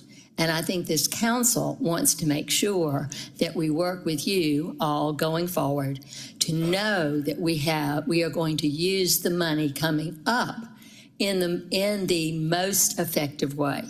So as I have looked over a lot of this data, we need more specificity. I know you have worked with the communities, but there are many of us on council who have not been involved in that conversation. And we would like to bring in the philanthropic community, the corporate community, the nonprofit community, working with us on a very quick timeline in the first half of 2026 and refine all of this with our sister partners who are Fulton County and the Atlanta School Board. So we hear you on timeline.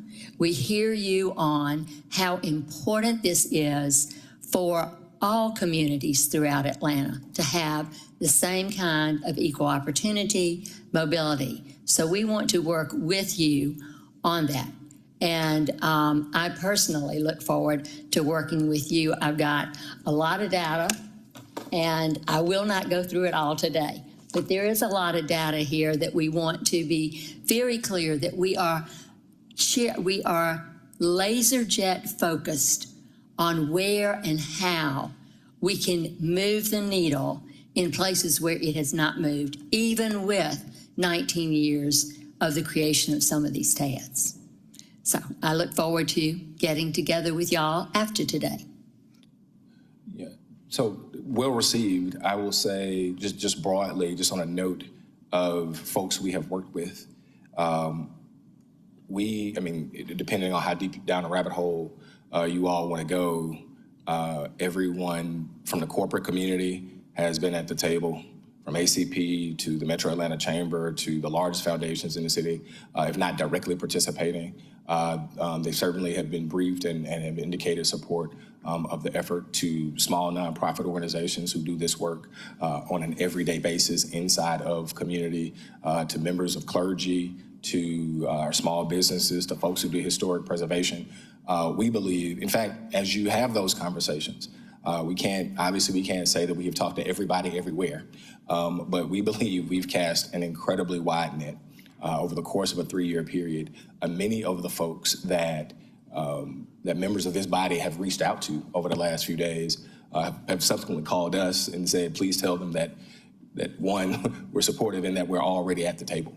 Whether it's, again, ACP or Purpose Built or the Partnership for Southern Equity, who had some strong comments and today as well, whether it's Kindred Futures or, there are a host of individuals who have led their thinking if not their direct sweat equity into this particular project. I think Zuffer mentioned Opportunity Insights. Much of what we know about inequity, both in Atlanta and across the country, is because Raj Chetty launched Opportunity Insights out of Harvard. The founding executive director of Opportunity Insights has poured into this particular plan. This is not a thing that has been created on the second floor in the back halls. There are a ton. I represent not just the folks in this room, but really an army of the brightest minds, both locally and across the country, who have lent their thinking to this work. And so we can certainly continue that conversation. Thank you. Any other committee members have anything? Okay, we'll go to some of our colleagues that joined us today. We'll start with Councilmember Collins. Thank you. Thank you for this. I appreciate it. A couple of my questions were answered, just kind of echoing the same sentiments of my colleagues in terms of our investments in TADS. And I think, and the mayor's neighborhood initiative, I think I still struggle with, which was my question before, is the innovative part of the innovative opportunity that we have to do TADS differently. I know you started off talking about the income inequality and the wealth gap in the, in Atlanta, and being clear that, I mean, we're all clear, one of the poorest neighborhoods in this country, Thomasville, is in the city, and one of the richest neighborhoods in this country, Buckhead, is in this city as well. But neither one of these communities will benefit from the actual TAD dollars based on the current structure now. And so my question revolves around and kind of piggybacks off of Mr. Dozier, in terms of the opportunities of thinking about what it does in fact look like for us to consider, and please let us know if this has been considered, the closure and redrawing of key communities to open up new TADs. The second piece to that, I know you all talked about and introduced this halo effect, but let's be clear, that halo effect has a time frame. So we were to extend these TADs, the halo effect, you're looking at least 5 to 10 years, a decade, I would only imagine, before a community within that half a mile or that mile radius would even benefit from the tax development. So just kind of get some more deep understanding on that. My third question, APS has already committed to the 4 stadium TADs to 2050, which should actually be the priority, I would say, if we consider inversing the priorities and putting those 4 stadium TADs, not stadium TADs, those 4 Corridor TADs. Yeah, corridor TADs as a priority, based on the opening narrative that we talk about in terms of what we are as a city in equity and mobility. So with that being said, APS is already committed to those 4 corridor TADs to 2050. So what we're in essence really just talking about is an extension of the East Side TAD, West Side TAD. Am I missing one? Metropolitan. Oh yeah, the largest one, the Beltline. So just want to also hear any thoughts of, and I think Chief Almond talked about this, and I'm just thinking the opportunity of what those structures look like in terms of inversing the priorities, where we are investing significantly in those 4 corridor TADs, capping potentially and it can be done, because I think that's what APS's agreement is capping the investment for those TADs that we already know are generating significant revenue for those areas. And then the third piece, what does that in fact look like for us to close and redraw TADs in those key areas? Everyone from the communities that are talking about the impact of this do not live in the communities where the actual TAD dollars will benefit. So not only, they will benefit from the halo effect, but again, I do think there is a time frame that we're not talking about there. And then my last question is you reference the MARTA infill stations and some of the MARTA development. Well, again, what does TAD dollars play in that part? Shouldn't those funds come from MARTA and from the and from those transit tax pieces that the public had already voted on? So that is, my fifth question goes to looking at the diversity of being able to generate revenue in other spaces, and how that plays in part. I think it's, make sure I'm seeing this right. I want to make sure that we're not confusing the fact that when we talk about the MARTA development and infill stations, there is already a bucket of money that is already committed to that the TADS is just out there. So those are my 5 questions, and I defer back to you, Mr. Chair. Well, Chief English. First I'll say, just on the corridor TADs, the fact that APS is committed to those TADs, which certainly represent the highest level of need. I'll just say thank you, Madam Chair. That's a school board chair, the chair joke, sorry. She gets it. No. What I would say, starting with your first question, yes, I mean, like, let's talk about the Beltline TAD. It's kind of the elephant in the room. It's the 800-pound gorilla. If you are a believer that the Beltline represents an incredible redevelopment opportunity, but also has a responsibility to do development in a way that discourages and prevents displacement, then at least I arrive at the conclusion that first, the Beltline has missed out on that promise.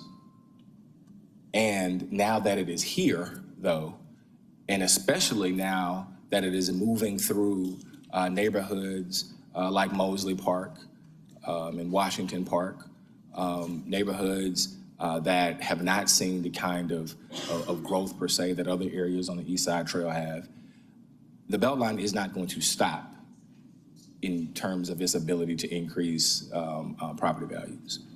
My fear, simply put, is that without a tool to deploy into those neighborhoods now, we will lose people. And we will lose people at a hyper-accelerated rate because we have lost our biggest ability to subsidize affordability. And that means investing in property, investing in blight removing, and investing to keep legacy residents in place. And so that's candidly just, if you take it away, you are removing that tool that we are now trying to right-size the misses of the past. The second thing I'll say is, hey, I think when we talk about more MARTA and infill, that we deeply believe in the infill stations. We deeply believe that we can and should be building rail, starting with the South Side Trail. We believe, the mayor believes in rail along the Beltline corridor. If that is a thing, if that is a shared goal, likely the biggest and most effective opportunity to get there is actually extend the Beltline TAD. If you extended the Beltline TAD, because the Beltline has grown at 9% a year, you could theoretically cut a check for the 4 infill stations, if that's what you desire to do. You could build development out around places like Murphy's Crossing. Now, I'm not proposing that we do that. I'm just demonstrating the broad economic power that the Beltline could represent, particularly on the south and west sides of the city. Now, if we don't, candidly, if we don't think that the Beltline rail is a thing that we should do, that's a valid conversation. But part of the thinking is to, one, give ourselves an opportunity to protect legacy residents using the most amount of money we have at our disposal. Two, use the Beltline TAD to create a transit corridor while we create additional points of connectivity. That's the thought. And we are welcome to exploring that. And that's why we have thought about keeping it open. We have no idea. Y'all might, we do not have a thought on how to get rail around all 22 miles. We do have a thought around how to get rail around, essentially we call it the smiley face, right? Go across town and then loop through the AUC, and then loop back over to Glenwood. We cannot do that, and that's perfectly valid, and reallocate those resources. But our thinking is that it at least gets you down the path towards creating or using the Beltline as a transit corridor to reconnect communities that need help the most. The last thing I'll say on that point is simply that if you could, closing the Beltline TAD still only gets you, and Eloise or somebody, or Jennifer, somebody, still only gets you right at 10% of the digest.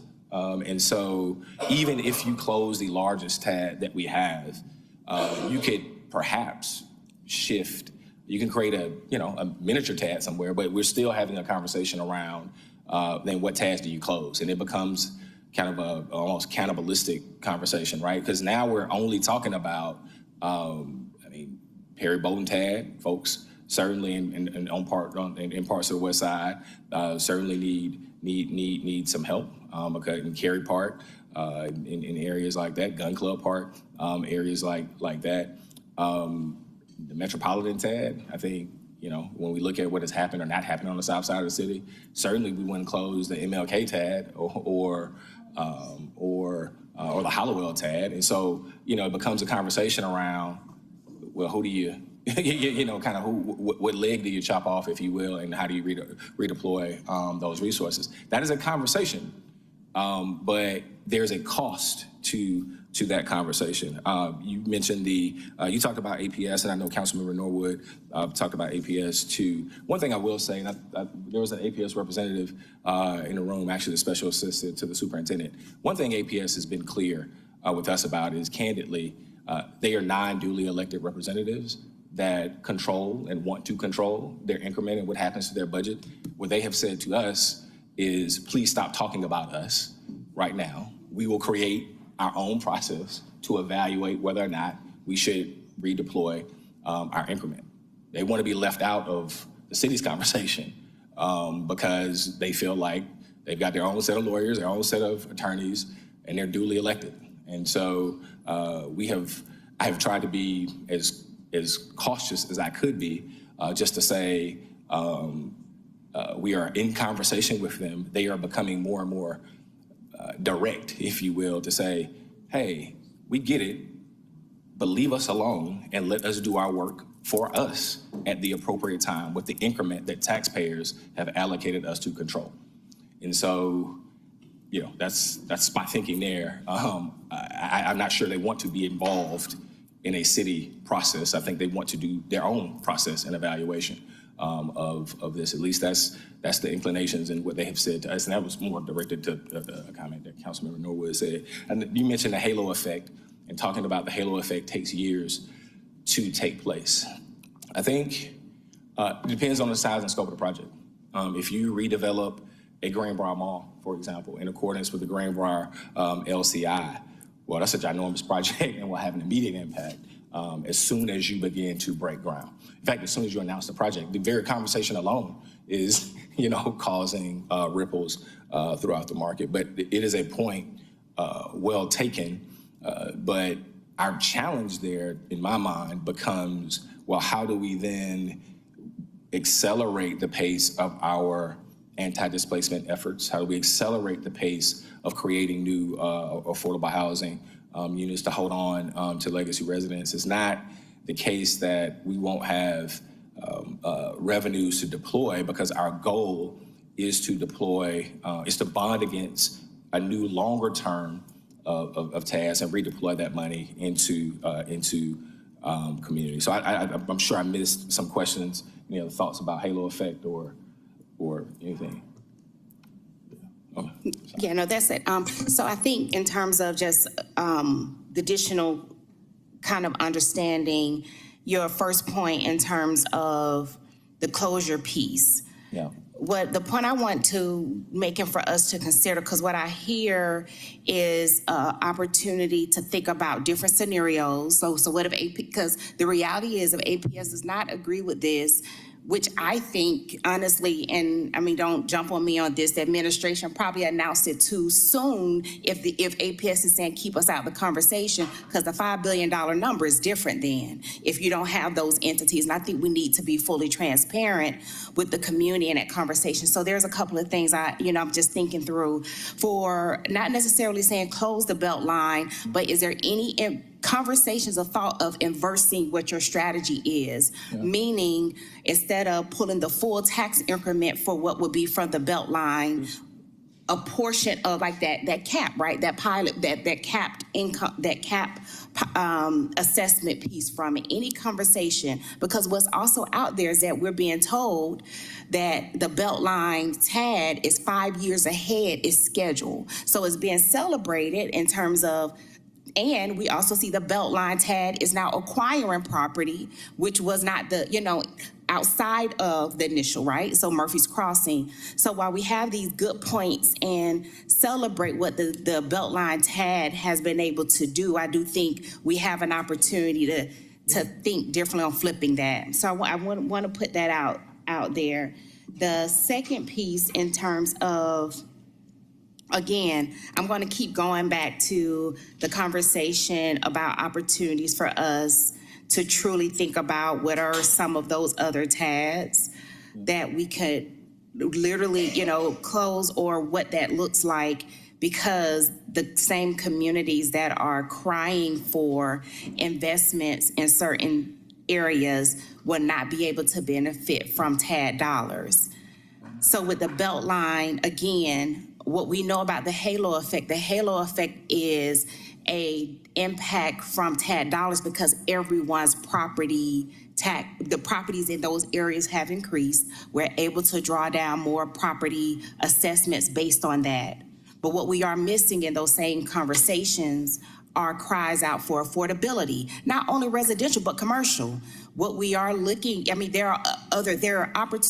a lot more in that halo effect that I do think we have to do some deeper conversations on. And so I just will put out there the possibility of, if the administration think about building out what different scenarios look like in terms of, okay, if we know what the scenario A is, if we get everything as is, status quo, what that looks like. But what does that look like if there's a cap on the largest generating tax in the city, the high priority and others? What does this look like if we have those two entities decide not to, or cap their increment, their assessment increment to us, what that looks like? I just put that out there because there's still a lot of question marks to a $5 billion, to a commitment this large, which is we all know is a great thing for the city. We just want to make sure we get it right in 2025 because we're not where we were when this was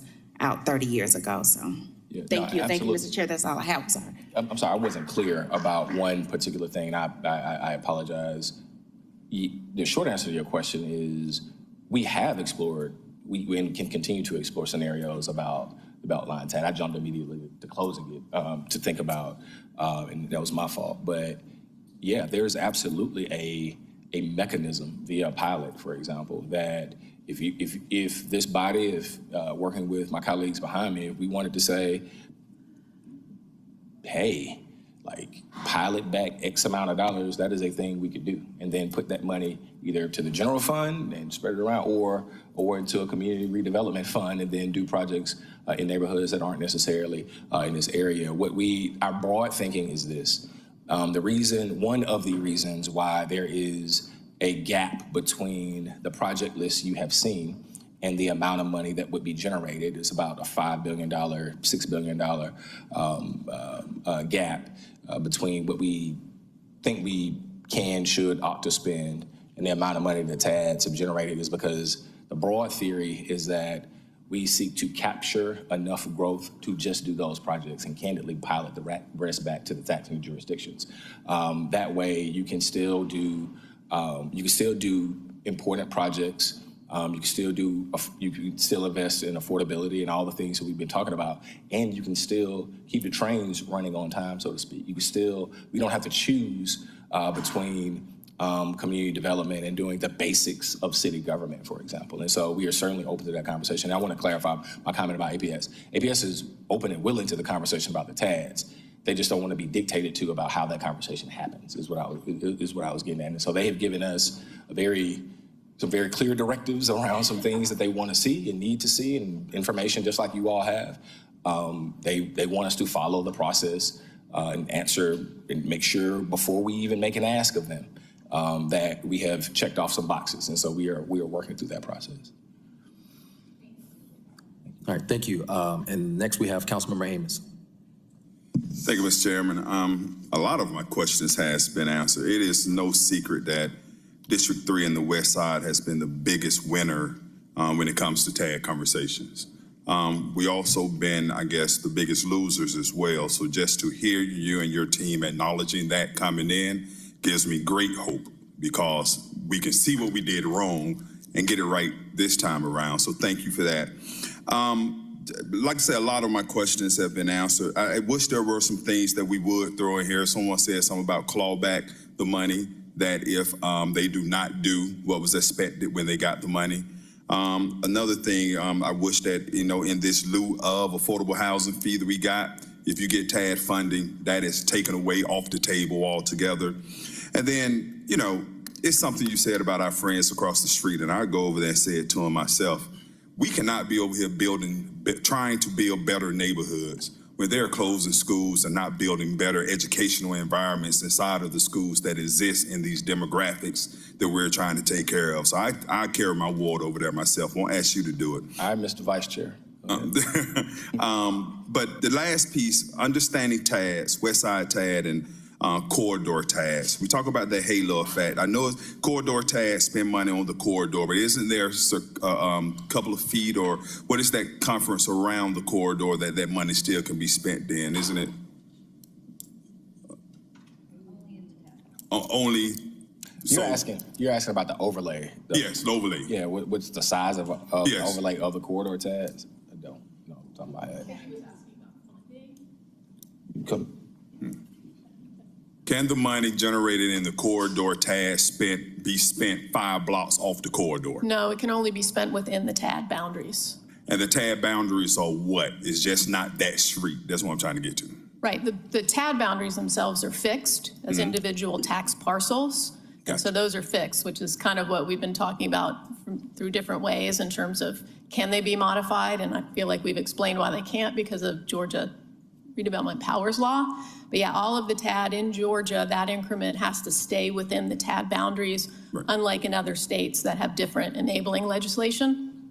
And that has been the biggest question coming from District 3. As you know, the West Side TAD stops at Lowry, but everything west of Lowry, and we talk about these communities that don't touch the corridor. How do we allow that money?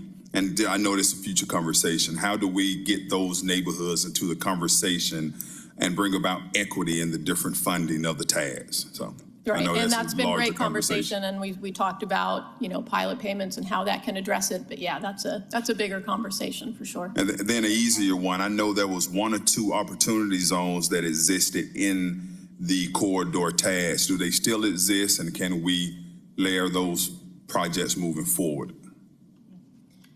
Yeah, Louisa Clementich, the opportunity zones, you're referring to our federal opportunity zones. We're getting told from the federal government that they are going to sunset and bring them back in. And then the governors will be able to choose what opportunity zones. So at this point, I can't answer your question because they haven't, and plus the government shut down. So, but we are waiting for the new federal government and the state to identify what the new opportunity zones are. So we just don't know yet. All right, thank you. Mr. Chair, are you? Councilmember Bakhtiari. Yeah, thank you. My closing piece. Again, Chief English, thank you for this, and to all of you for the work that was put into this. This is not small. For the sake of honesty and transparency, I do want to discuss TADs, and I want to say that, to me, accountability is a form of love. That's why I ask questions. It's not because I don't believe in this. I deeply do, and I know your heart. I know this administration's heart. I know this council's heart, and I believe we have the right people at the table and the right time to make something like this happen. I don't feel that we are ready yet. I'm still, I was really heartened by the fact that we saw a 25% increase in turnout this election cycle. I was heartened by the fact that this seemed to become an electoral issue because it was introduced after qualifying. And with 2 of the races still in runoffs, the public's connection to us is through council. We're on the ground to learn, and I want to ensure that those people, that those candidates that are going to be sworn in have an opportunity to represent their district. And I worry about the technical restraint, the burden that this decision places on future administrations and councils responding to changing conditions. And I really want the auditor to be able to present, and I'm not talking about 5 years from now. I hear you on the timing. I'm hoping that we can talk again about this in June when we have the TADS audit, because based on the meeting I had last week, according to them, the reason we're doing this audit, other than its routine, is that prior bodies to us, not this body, not this administration, were not tracking progress or dollars. And I'm also, by this audit, as far as last week, because they're not complete, but another update they gave was that Invest and Beltline are not, while you have the ability to control developer costs, you are not subject, this is their own words, it does not subject its own operating costs and those of its affiliate Atlanta Beltline to the same scrutiny and oversight. And that is on atlaudit.org. So these are concerns of mine. That all being said, I think this is incredibly important. It's a conversation that needs to happen. I'm not ready to support this today, but I want the discussion to continue. And once these reservations are satisfied, I'm ready to have that deeper conversation to make sure we do this right. Thank you, guys. Thank you. Any other questions, comments from colleagues? Chief Ingles, really appreciate you coming in today. I mean, as you can see from our colleagues that, given the significant future investment that this potentially has, I mean, we keep talking about a capital B. I think it warrants this level of scrutiny, intentionality, and being able to make sure that we can understand how this impacts our constituents. As you know, I'm in a very fortunate situation where I've got 2 of my colleagues who have actually been on Invest Atlanta, who have chaired this committee, who have also been involved in a lot of the TAG conversations for a long time. And I think there is a lot of people on this committee here who are very thoughtful about the fact that this needs almost a surgical approach to understand it and make sure we implement it the right way. So I really appreciate that. For myself, I am very much in favor of the neighborhood reinvestment initiative. I know it's something that will benefit the city of Atlanta, and I know areas of my district have benefited from the TADS already. You and I have had conversations about this halo. I know we keep talking about that. That's where I want to see this fleshed out a little bit better. You've got areas like Thomasville Heights, which I can explain to anyone that is in that halo right now, and we're starting to see some of the benefits of being close to the Beltline TAD. But it's other areas like Lakewood Heights, in my district that I want to see how we can be intentional about identifying potential projects that can happen because of that halo. And what does that look like? And how can we, ensure that our constituents, the citizens of Atlanta, that this is something that we can actually implement in those areas that are not covered by any of these TADs. So I would love to continue that conversation with you. In terms of timelines, I'm very mindful and understand being able to use future revenues to bond off of now. And I understand what that looks like. And knowing that, colleagues, that is something that I keep in the back of my mind, that I do feel like there is a timeline if we want to move forward with big projects here in the city of Atlanta that we can implement relatively soon. And so I'm hoping that this is something that we can have a lot of our questions answered very quickly that happened today. So that we can continue to move forward and get this implemented as quickly as possible. I think there is a path forward.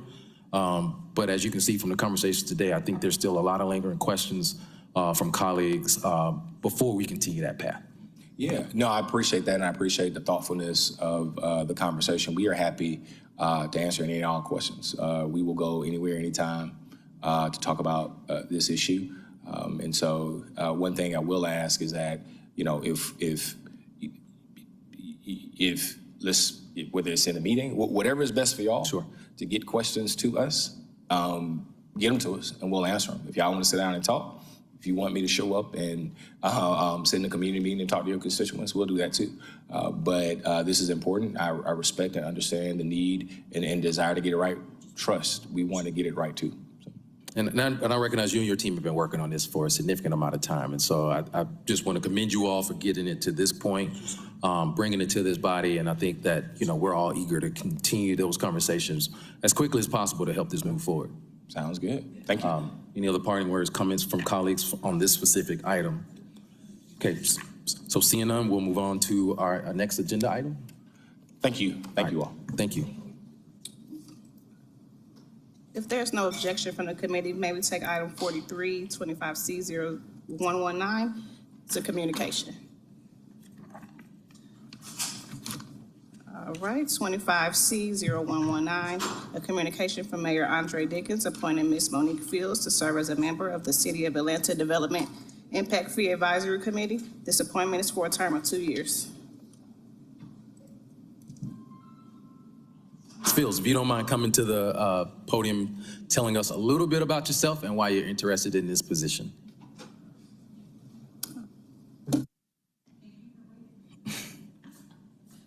Yes, we do appreciate your patience. I just wanted to spend some time with y'all today. No, just kidding. I'm with T. Dallas Smith and Company, and I'm on their site selection team. And honestly, I just want to serve any way I can. So that's really why I'm here. Okay, got a motion to approve. I will second. Can you please open the vote? The vote is open. Do I stay here? No, I can sit down. Okay. The vote is closed. 6 yeas, 0 nays. This item is favorable. That takes us to Section H, Communications, 25C0123, a communication from Councilmember Antonio Lewis, District 12, appointing Ms. Chrissy Jones to serve as a member of the Anthony Tickman Jones Legacy Commission. Make a motion to hold. Is there a second? A second by Bakhtiari. Can you please open the vote? The vote is open.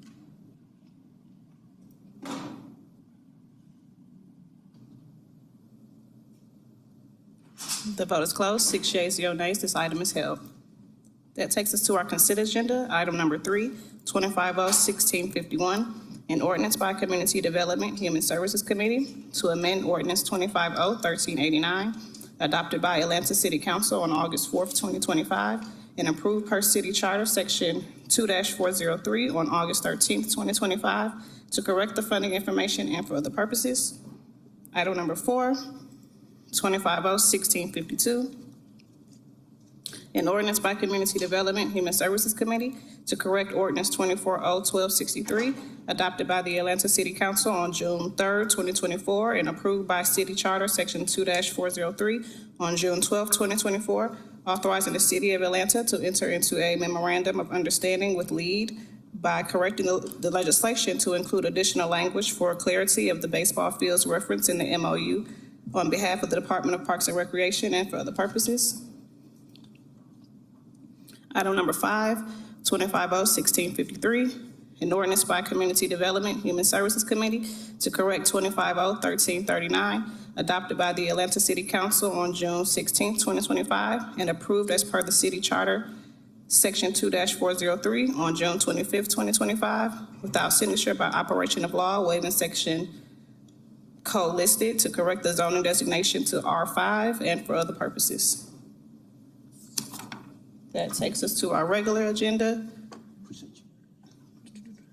There is a substitute for this item. May I have a motion to bring forth the substitute as the caption changes? Second.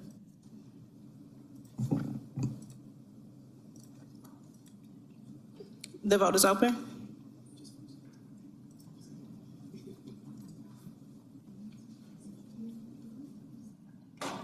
The vote is closed. 6 yeas, 0 nays. The substitute is before you.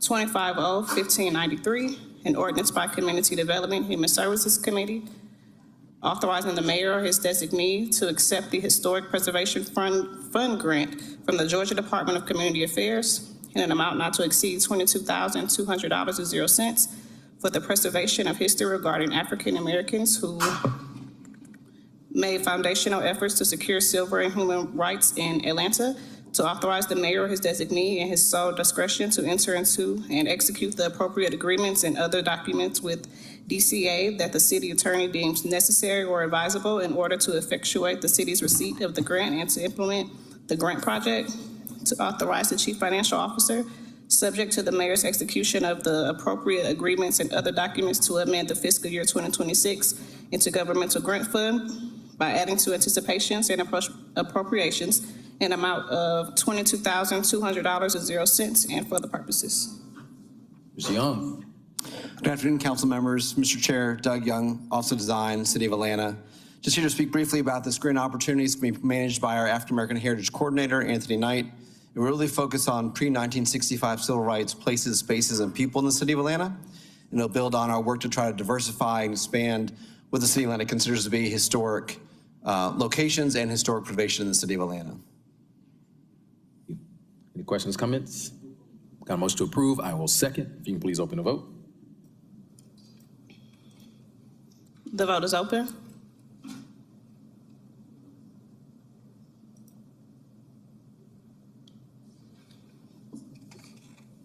The vote is closed. 6 yeas, 0 nays. This item is favorable on substitute. If there is Thank you for no your support. If there is no objection from the committee, may we take items 7 and 12 together?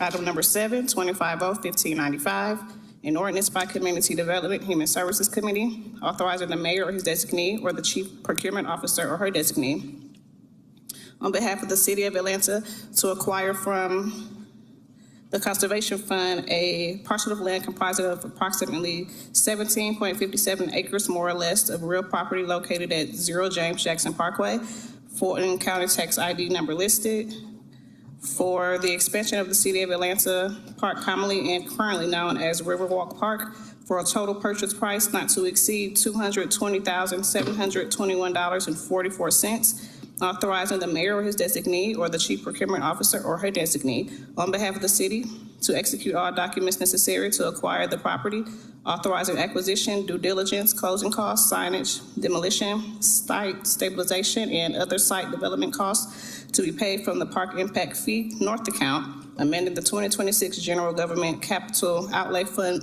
budgets in the Department of Parks and Recreation and Department of Finance, Parks North Service District by transferring to and from the various accounts listed herein, waiving section 2-1541D of Article 10 of the Procurement and Real Estate Code of the City Code of Ordinances, and for the purposes.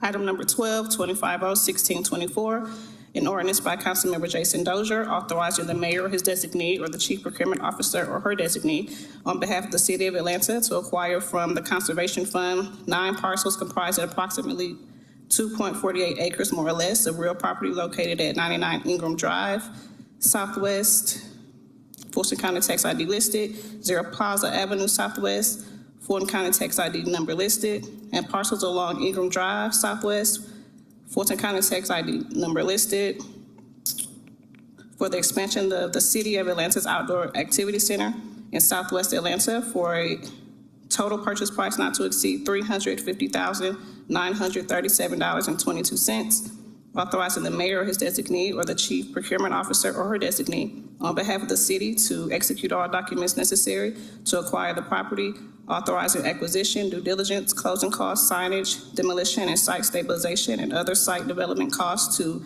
be paid from the Park Impact Fee West account, amending the 2026 General Government Capital Outlay Fund budgets in the Department of Parks and Recreation and Department of Finance, Parks West Service District, by transferring to and from the various accounts listed herein, waiving section 2-1541D of Article 10 of the Procurement and Real Estate Code of the City Code of Ordinances, and for other purposes.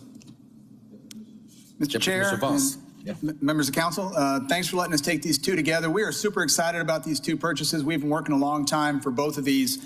The first, item number 7, authorizes the acquisition of about 17.5 acres out of our North Impact account. This is a 17.5 acre property that was formerly owned by Georgia Power.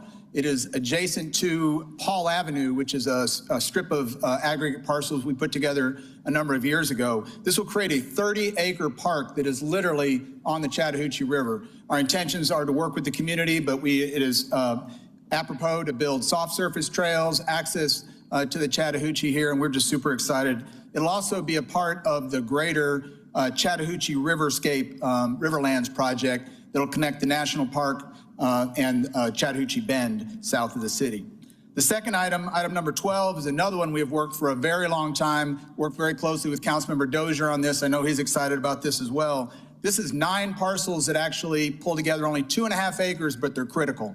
We already own a larger parcel known as the Outdoor Activity Center. These will actually join all of the kind of fragmented pieces. And most importantly, many of y'all know, this is the historic Atlanta Black Crackers practice field. And it'll solidify a majority of that field already, and we're working to consolidate the rest of the parcels to have that totally under city control. But I can't be more excited about either of these parcels. We'll work closely with the council members. The administration has been great. Councilmember Hillis, Councilmember Dozier, thank you so much. These have been just a long time coming, but I'm glad to be here. Happy to answer any questions about either.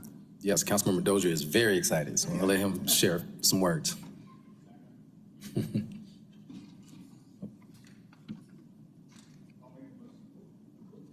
Too many buttons. I'll make the motion to approve. I do want to say to Deputy Commissioner Voss and the rest of your team at Department of Parks and Recreation, along with the Conservation Fund and other entities, I'm, it was alluded to already, but I'll say it into a microphone. I'm very excited about this work that's being done to expand the footprint of the Outdoor Activity Center.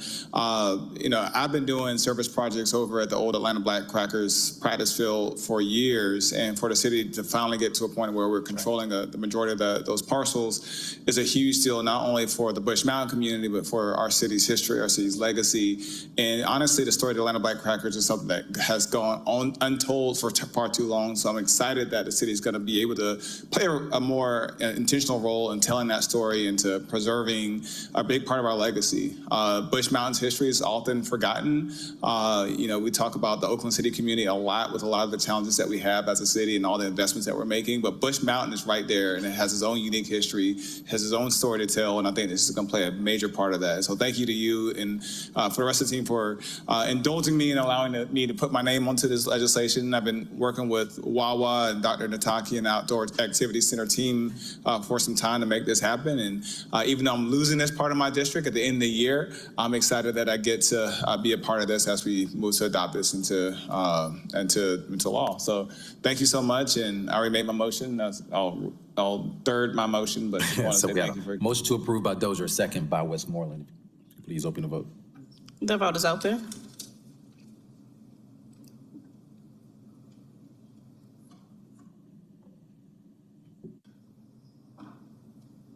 The vote is closed. 6 yeas, 0 nays. These items are favorable. If there is no objection from the committee, can we take items 8 and 9 as a block? Please proceed.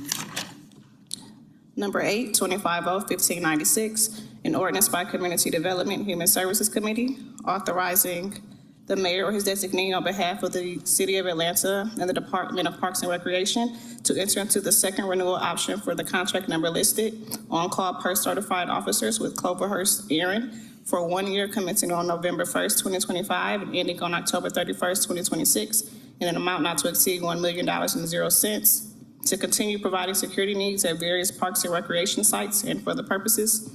Item number 9, 25-0-1597, an ordinance by Community Development Human Services Committee authorizing the mayor or his designee on behalf of the City of Atlanta and the Department of Parks and Recreation to retroactively reinstate agreement number listed on-call post-certified officers with Metropolitan Security Associates to enter into the first renewal option for 1 year commencing on August 9th, 2025 and ending on August 8th, 2026 in an amount not to exceed $1 million and 0 cents to continue providing security needs at various parks and recreation sites, to waive all ordinances and parts of ordinances in conflict herewith, to ratify all actions taken by or on behalf of the city since the date of expiration of the agreement and for the purposes.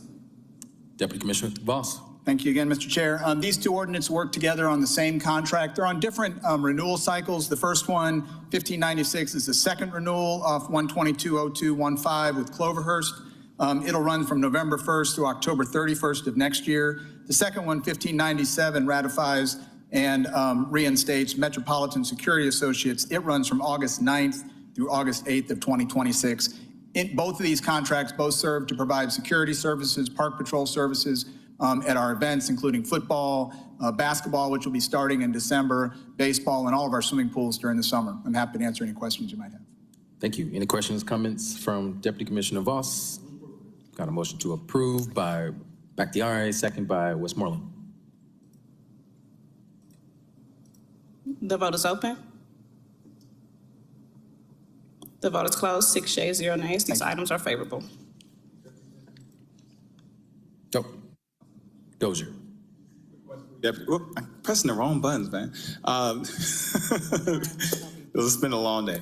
Deputy Commissioner, just real quick, I know Director Hicks isn't here for me to beat up on, but if you could have someone from the department, whether it's Deputy Commissioner Williams or whomever, on the playground equipment over at Windsor Street Park. It looks like there's some crews out there doing some grading and some prep work, and so just curious if it's going to happen, the replacement's going to happen. My understanding is that it's arrived, and I wish Councilmember Amos was here too. We had two, if you know, we had two playgrounds that have been burned this year. One was June Eloise Mundy in Councilmember Amos's district, and then the one at Windsor Street.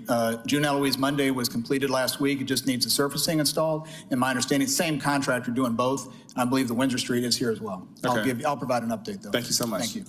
All right, thank you. That takes us to item number 10, 25-01598, CDP 2529.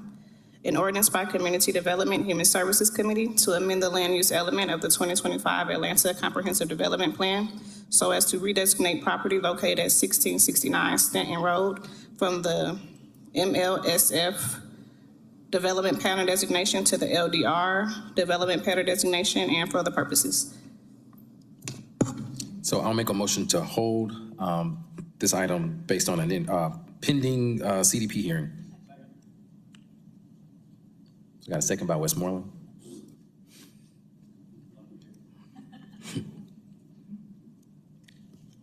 The vote is open.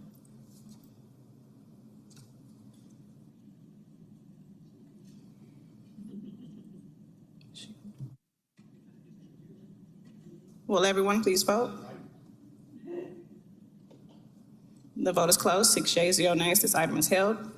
That takes us to item number 11, 25-01622, an ordinance by Council Members Dustin Hillis and Liliana Bakhtiari to amend Chapter 130, Article 3, Division 4, Section 130/81 to provide that real property owned by the Fulton County City of Atlanta Land Bank Authority doing business as Metro Atlanta Land Bank shall not be subject to payment of solid waste taxes, assessments, and service fees and charges, to provide that the MALB shall be authorized to extinguish solid waste fees owed to the City of Atlanta in addition to any powers it may hold regarding extinguishment of taxes pursuant to the Georgia Land Bank Act, and that the municipal revenue collector or the county tax commissioner shall be permitted to file a release of any liens issued for solid waste upon receipt and review that MALB has properly extinguished solid waste fees for real property it owns and for the purposes.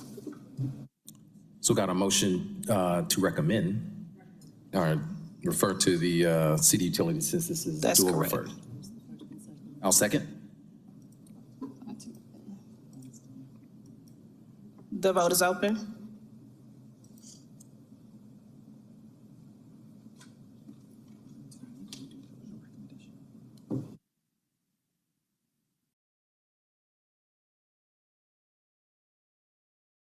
That's the one.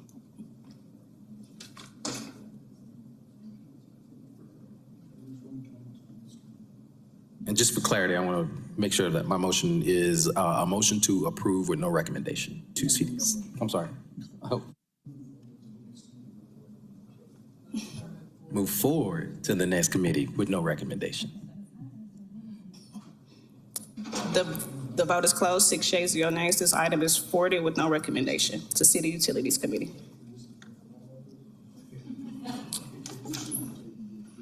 That takes us to item number 13, 25. That's right. Yes, item number 13, 25-01630, an ordinance by Councilmember Liliana Bakhtiari to amend the land use planning section of the 2025 Plan A, City of Atlanta Comprehensive Development Plan, so as to designate various parcels having frontage on Sargent Avenue, Smith Street, Ford Street, Orange Blossom Terrace, Young Street, Glen Drive, Boulder Crest Drive, and Eastland Road to MLSF Development Pattern Designation upon annexation into the corporate limits of the city of Atlanta from unincorporated DeKalb County and for other purposes. Thank you. This item also has an upcoming public hearing, so I will make a motion to hold. Is there a second? Second by Bakhtiari. Can you please open the vote? The vote is open.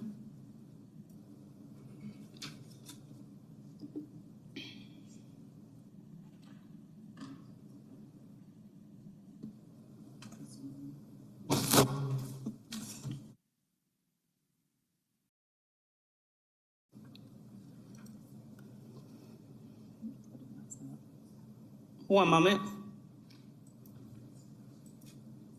The vote is closed. 5 yeas, 0 nays. This item is held. Number 14, 25-0-1631.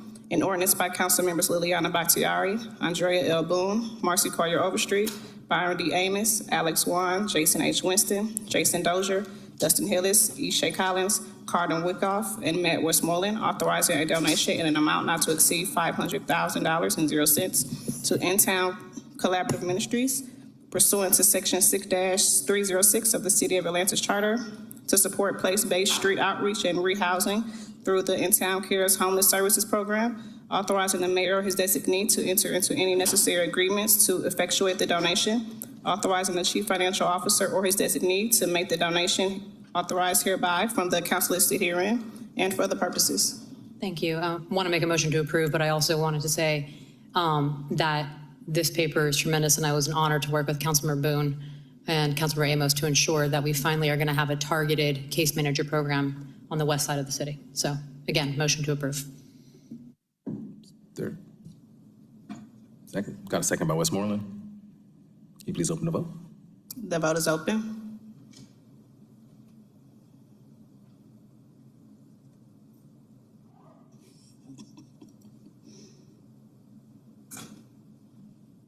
The vote is closed. 6 yeas, 0 nays. This item is favorable.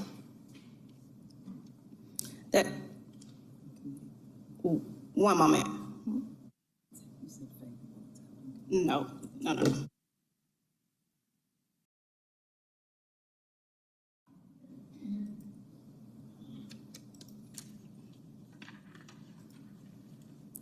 Okay, that takes us to item number 14, 25-0-1631. An ordinance by council members Liliana Bakhtiari. No. Is that where we are? No, I'm sorry. We're at resolutions now. 25-R-4133, a resolution by council members Marcy Collier Overstreet and Ishay Collins authorizing the city of Atlanta to donate a total amount not to exceed $350,000.00 to Medesi Road pursuant to Section 6-306 of the City of Atlanta's Charter to support neighborhood partnership organization capacity building services, authorizing the mayor or his designee to enter into a donation agreement which shall detail the actions of Medesi Road to provide neighborhood partnership capacity building services, and to authorize the chief financial officer or his designee to make all payments from the accounts listed herein and for other purposes.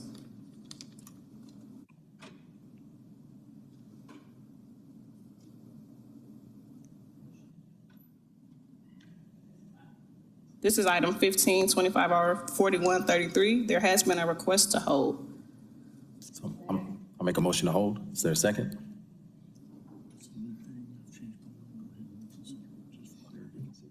Okay.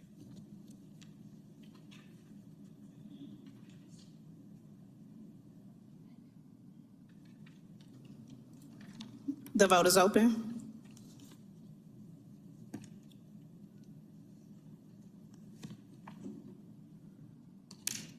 The vote is closed. 6 yeas, 0 nays. This item is held in committee. That takes us to item number 16, 25-R-4134, a resolution by council members Mary Norwood and Matt Westmoreland to extend the term of the Pump Station Arts Project Task Force and for other purposes. Colleagues, this was the Moving Atlanta Forward money that has to be spent on arts. So that is why I am asking that it be used for that. Sounds like a motion. Motion to approve. I'll second. Oh,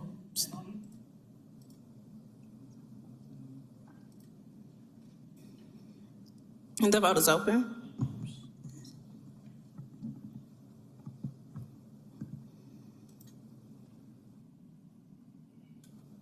The vote is closed. 6 yeas, 0 nays. This item is favorable. That takes us to item number 17, 25R 4137, a resolution by Councilmember Jason Dozier allowing the issuance of revenue bonds for the purpose of financing a portion of the cost of the acquisition, construction, and equipping of a multifamily housing rental facility known as Trinity Central Flats located in the city of Atlanta, Georgia, for the benefit of Trinity Flats redevelopment and for other purposes. Councilmember Dozier. Thank you, Mr. Chair. I'm going to move to approve. Just want to say thank you to Invest Atlanta and to the administration for continuing to work to make this project get as far as it has. I know I've met with Capitol Hill Community Development Corporation many times over the last 4 years, and I feel like the lot across the street from City Hall has needed some TLC for a long time, and what better way to fully celebrate the proximity to our city government than to build a bunch of housing right in the heart of our city. So thank you all so much, and let's continue to build more housing downtown. I got a second by Westmoreland. If you can please open the vote. The vote is open. The vote is closed. 6 yeas, 0 nays. This item is favorable. That takes us to item number 18, 25R 4139, a resolution by Councilmember Michael Julian Bond authorizing the city of Atlanta to donate a total amount not to exceed $160,800.00 to Partnership for Southern Equity pursuant to Section 6-306 of the City of Atlanta's Charter to support the Mayor's Neighborhood Reinvestment Initiative, authorizing the mayor or his designee to enter into a donation agreement which shall detail the actions of Partnership for Southern Equity to provide best practice recommendations and support for the Neighborhood Reinvestment Initiative, and to authorize the chief financial officer or his designee to make all payments from the accounts listed herein and for the purposes. Is the substitute ready for this one? No, Okay, it's not. so I'll make a motion to hold.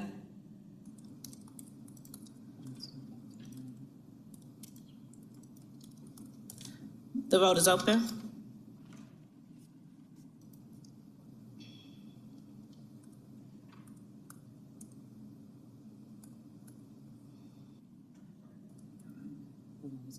The vote is closed. 6 yeas, 0 nays. This item is held.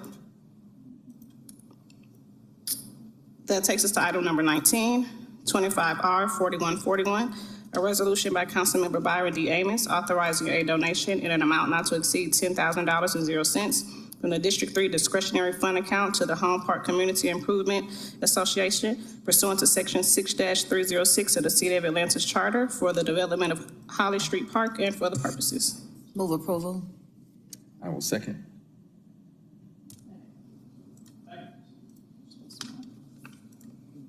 The vote is open.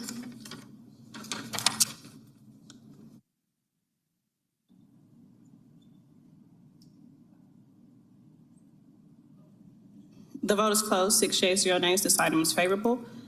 Mr. Chair, would you like to continue with our held papers or go back to number 11? I would like to make a motion to do I need to reconsider? Reconsider number 11. We need to also refer that one to FEC. So the motion is to public utilities. One moment.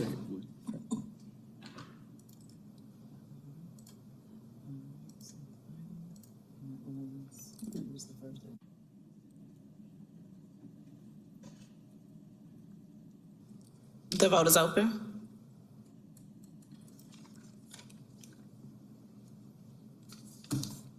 The vote is closed. 6 yeas, 0 nays. This item has been reconsidered. And CUC. So we got a motion to go Motion to refer without recommendation to FEC and CUC. consecutively. CUC, and then FEC consecutive. Motion to refer without recommendation to CUC, then FEC. Thank you. One moment. I'll second that. Not that Robert's Rule of Order book. Yeah.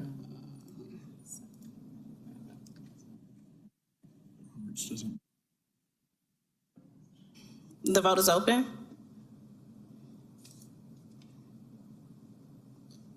The vote is closed. 6 yeas, 0 nays. This item has been referred to City Utilities and FEC with no recommendation.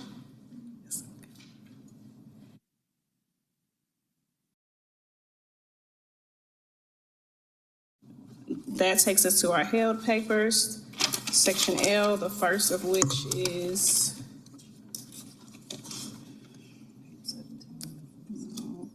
that one. It's item number 45, 1591.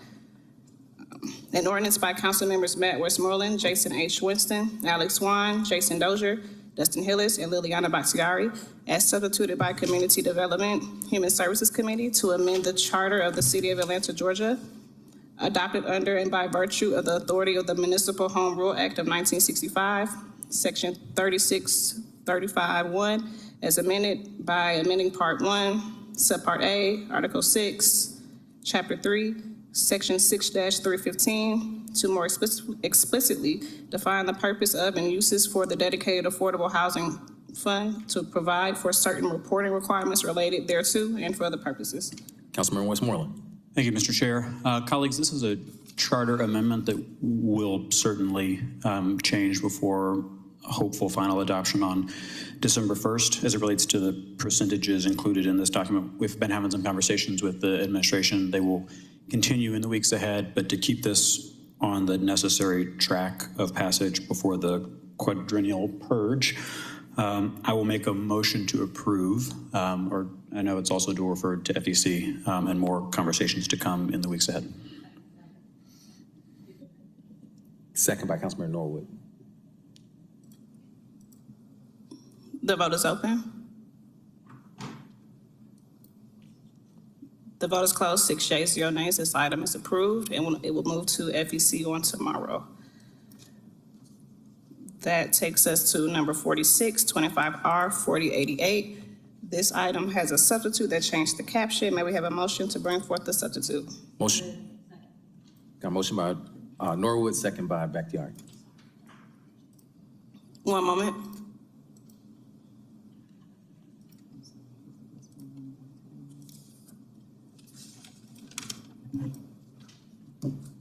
The vote is open.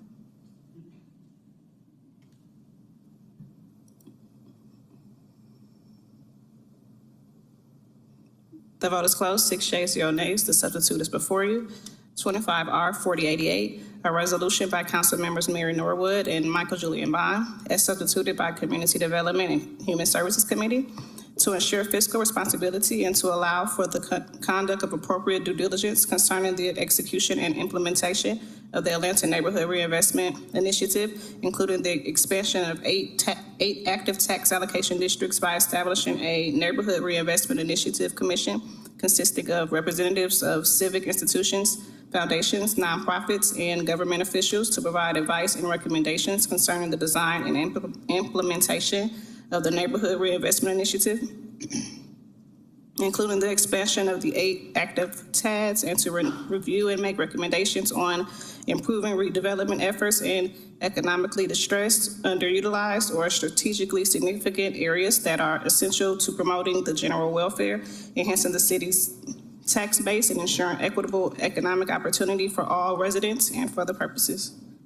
Councilman Norwood. Yes, and I would request that my colleagues support this. This gives us a process and framework in which to be very involved with the mayor's Neighborhood Reinvestment Initiative. So there's a motion to approve. Motion to approve. Second by Councilmember Dozier. If you can please open the vote. The vote is open.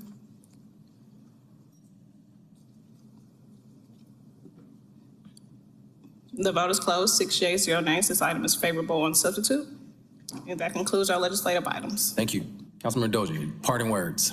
Happy Veterans Day. Thank you, and thank you for your service, sir. With that, we stand adjourned.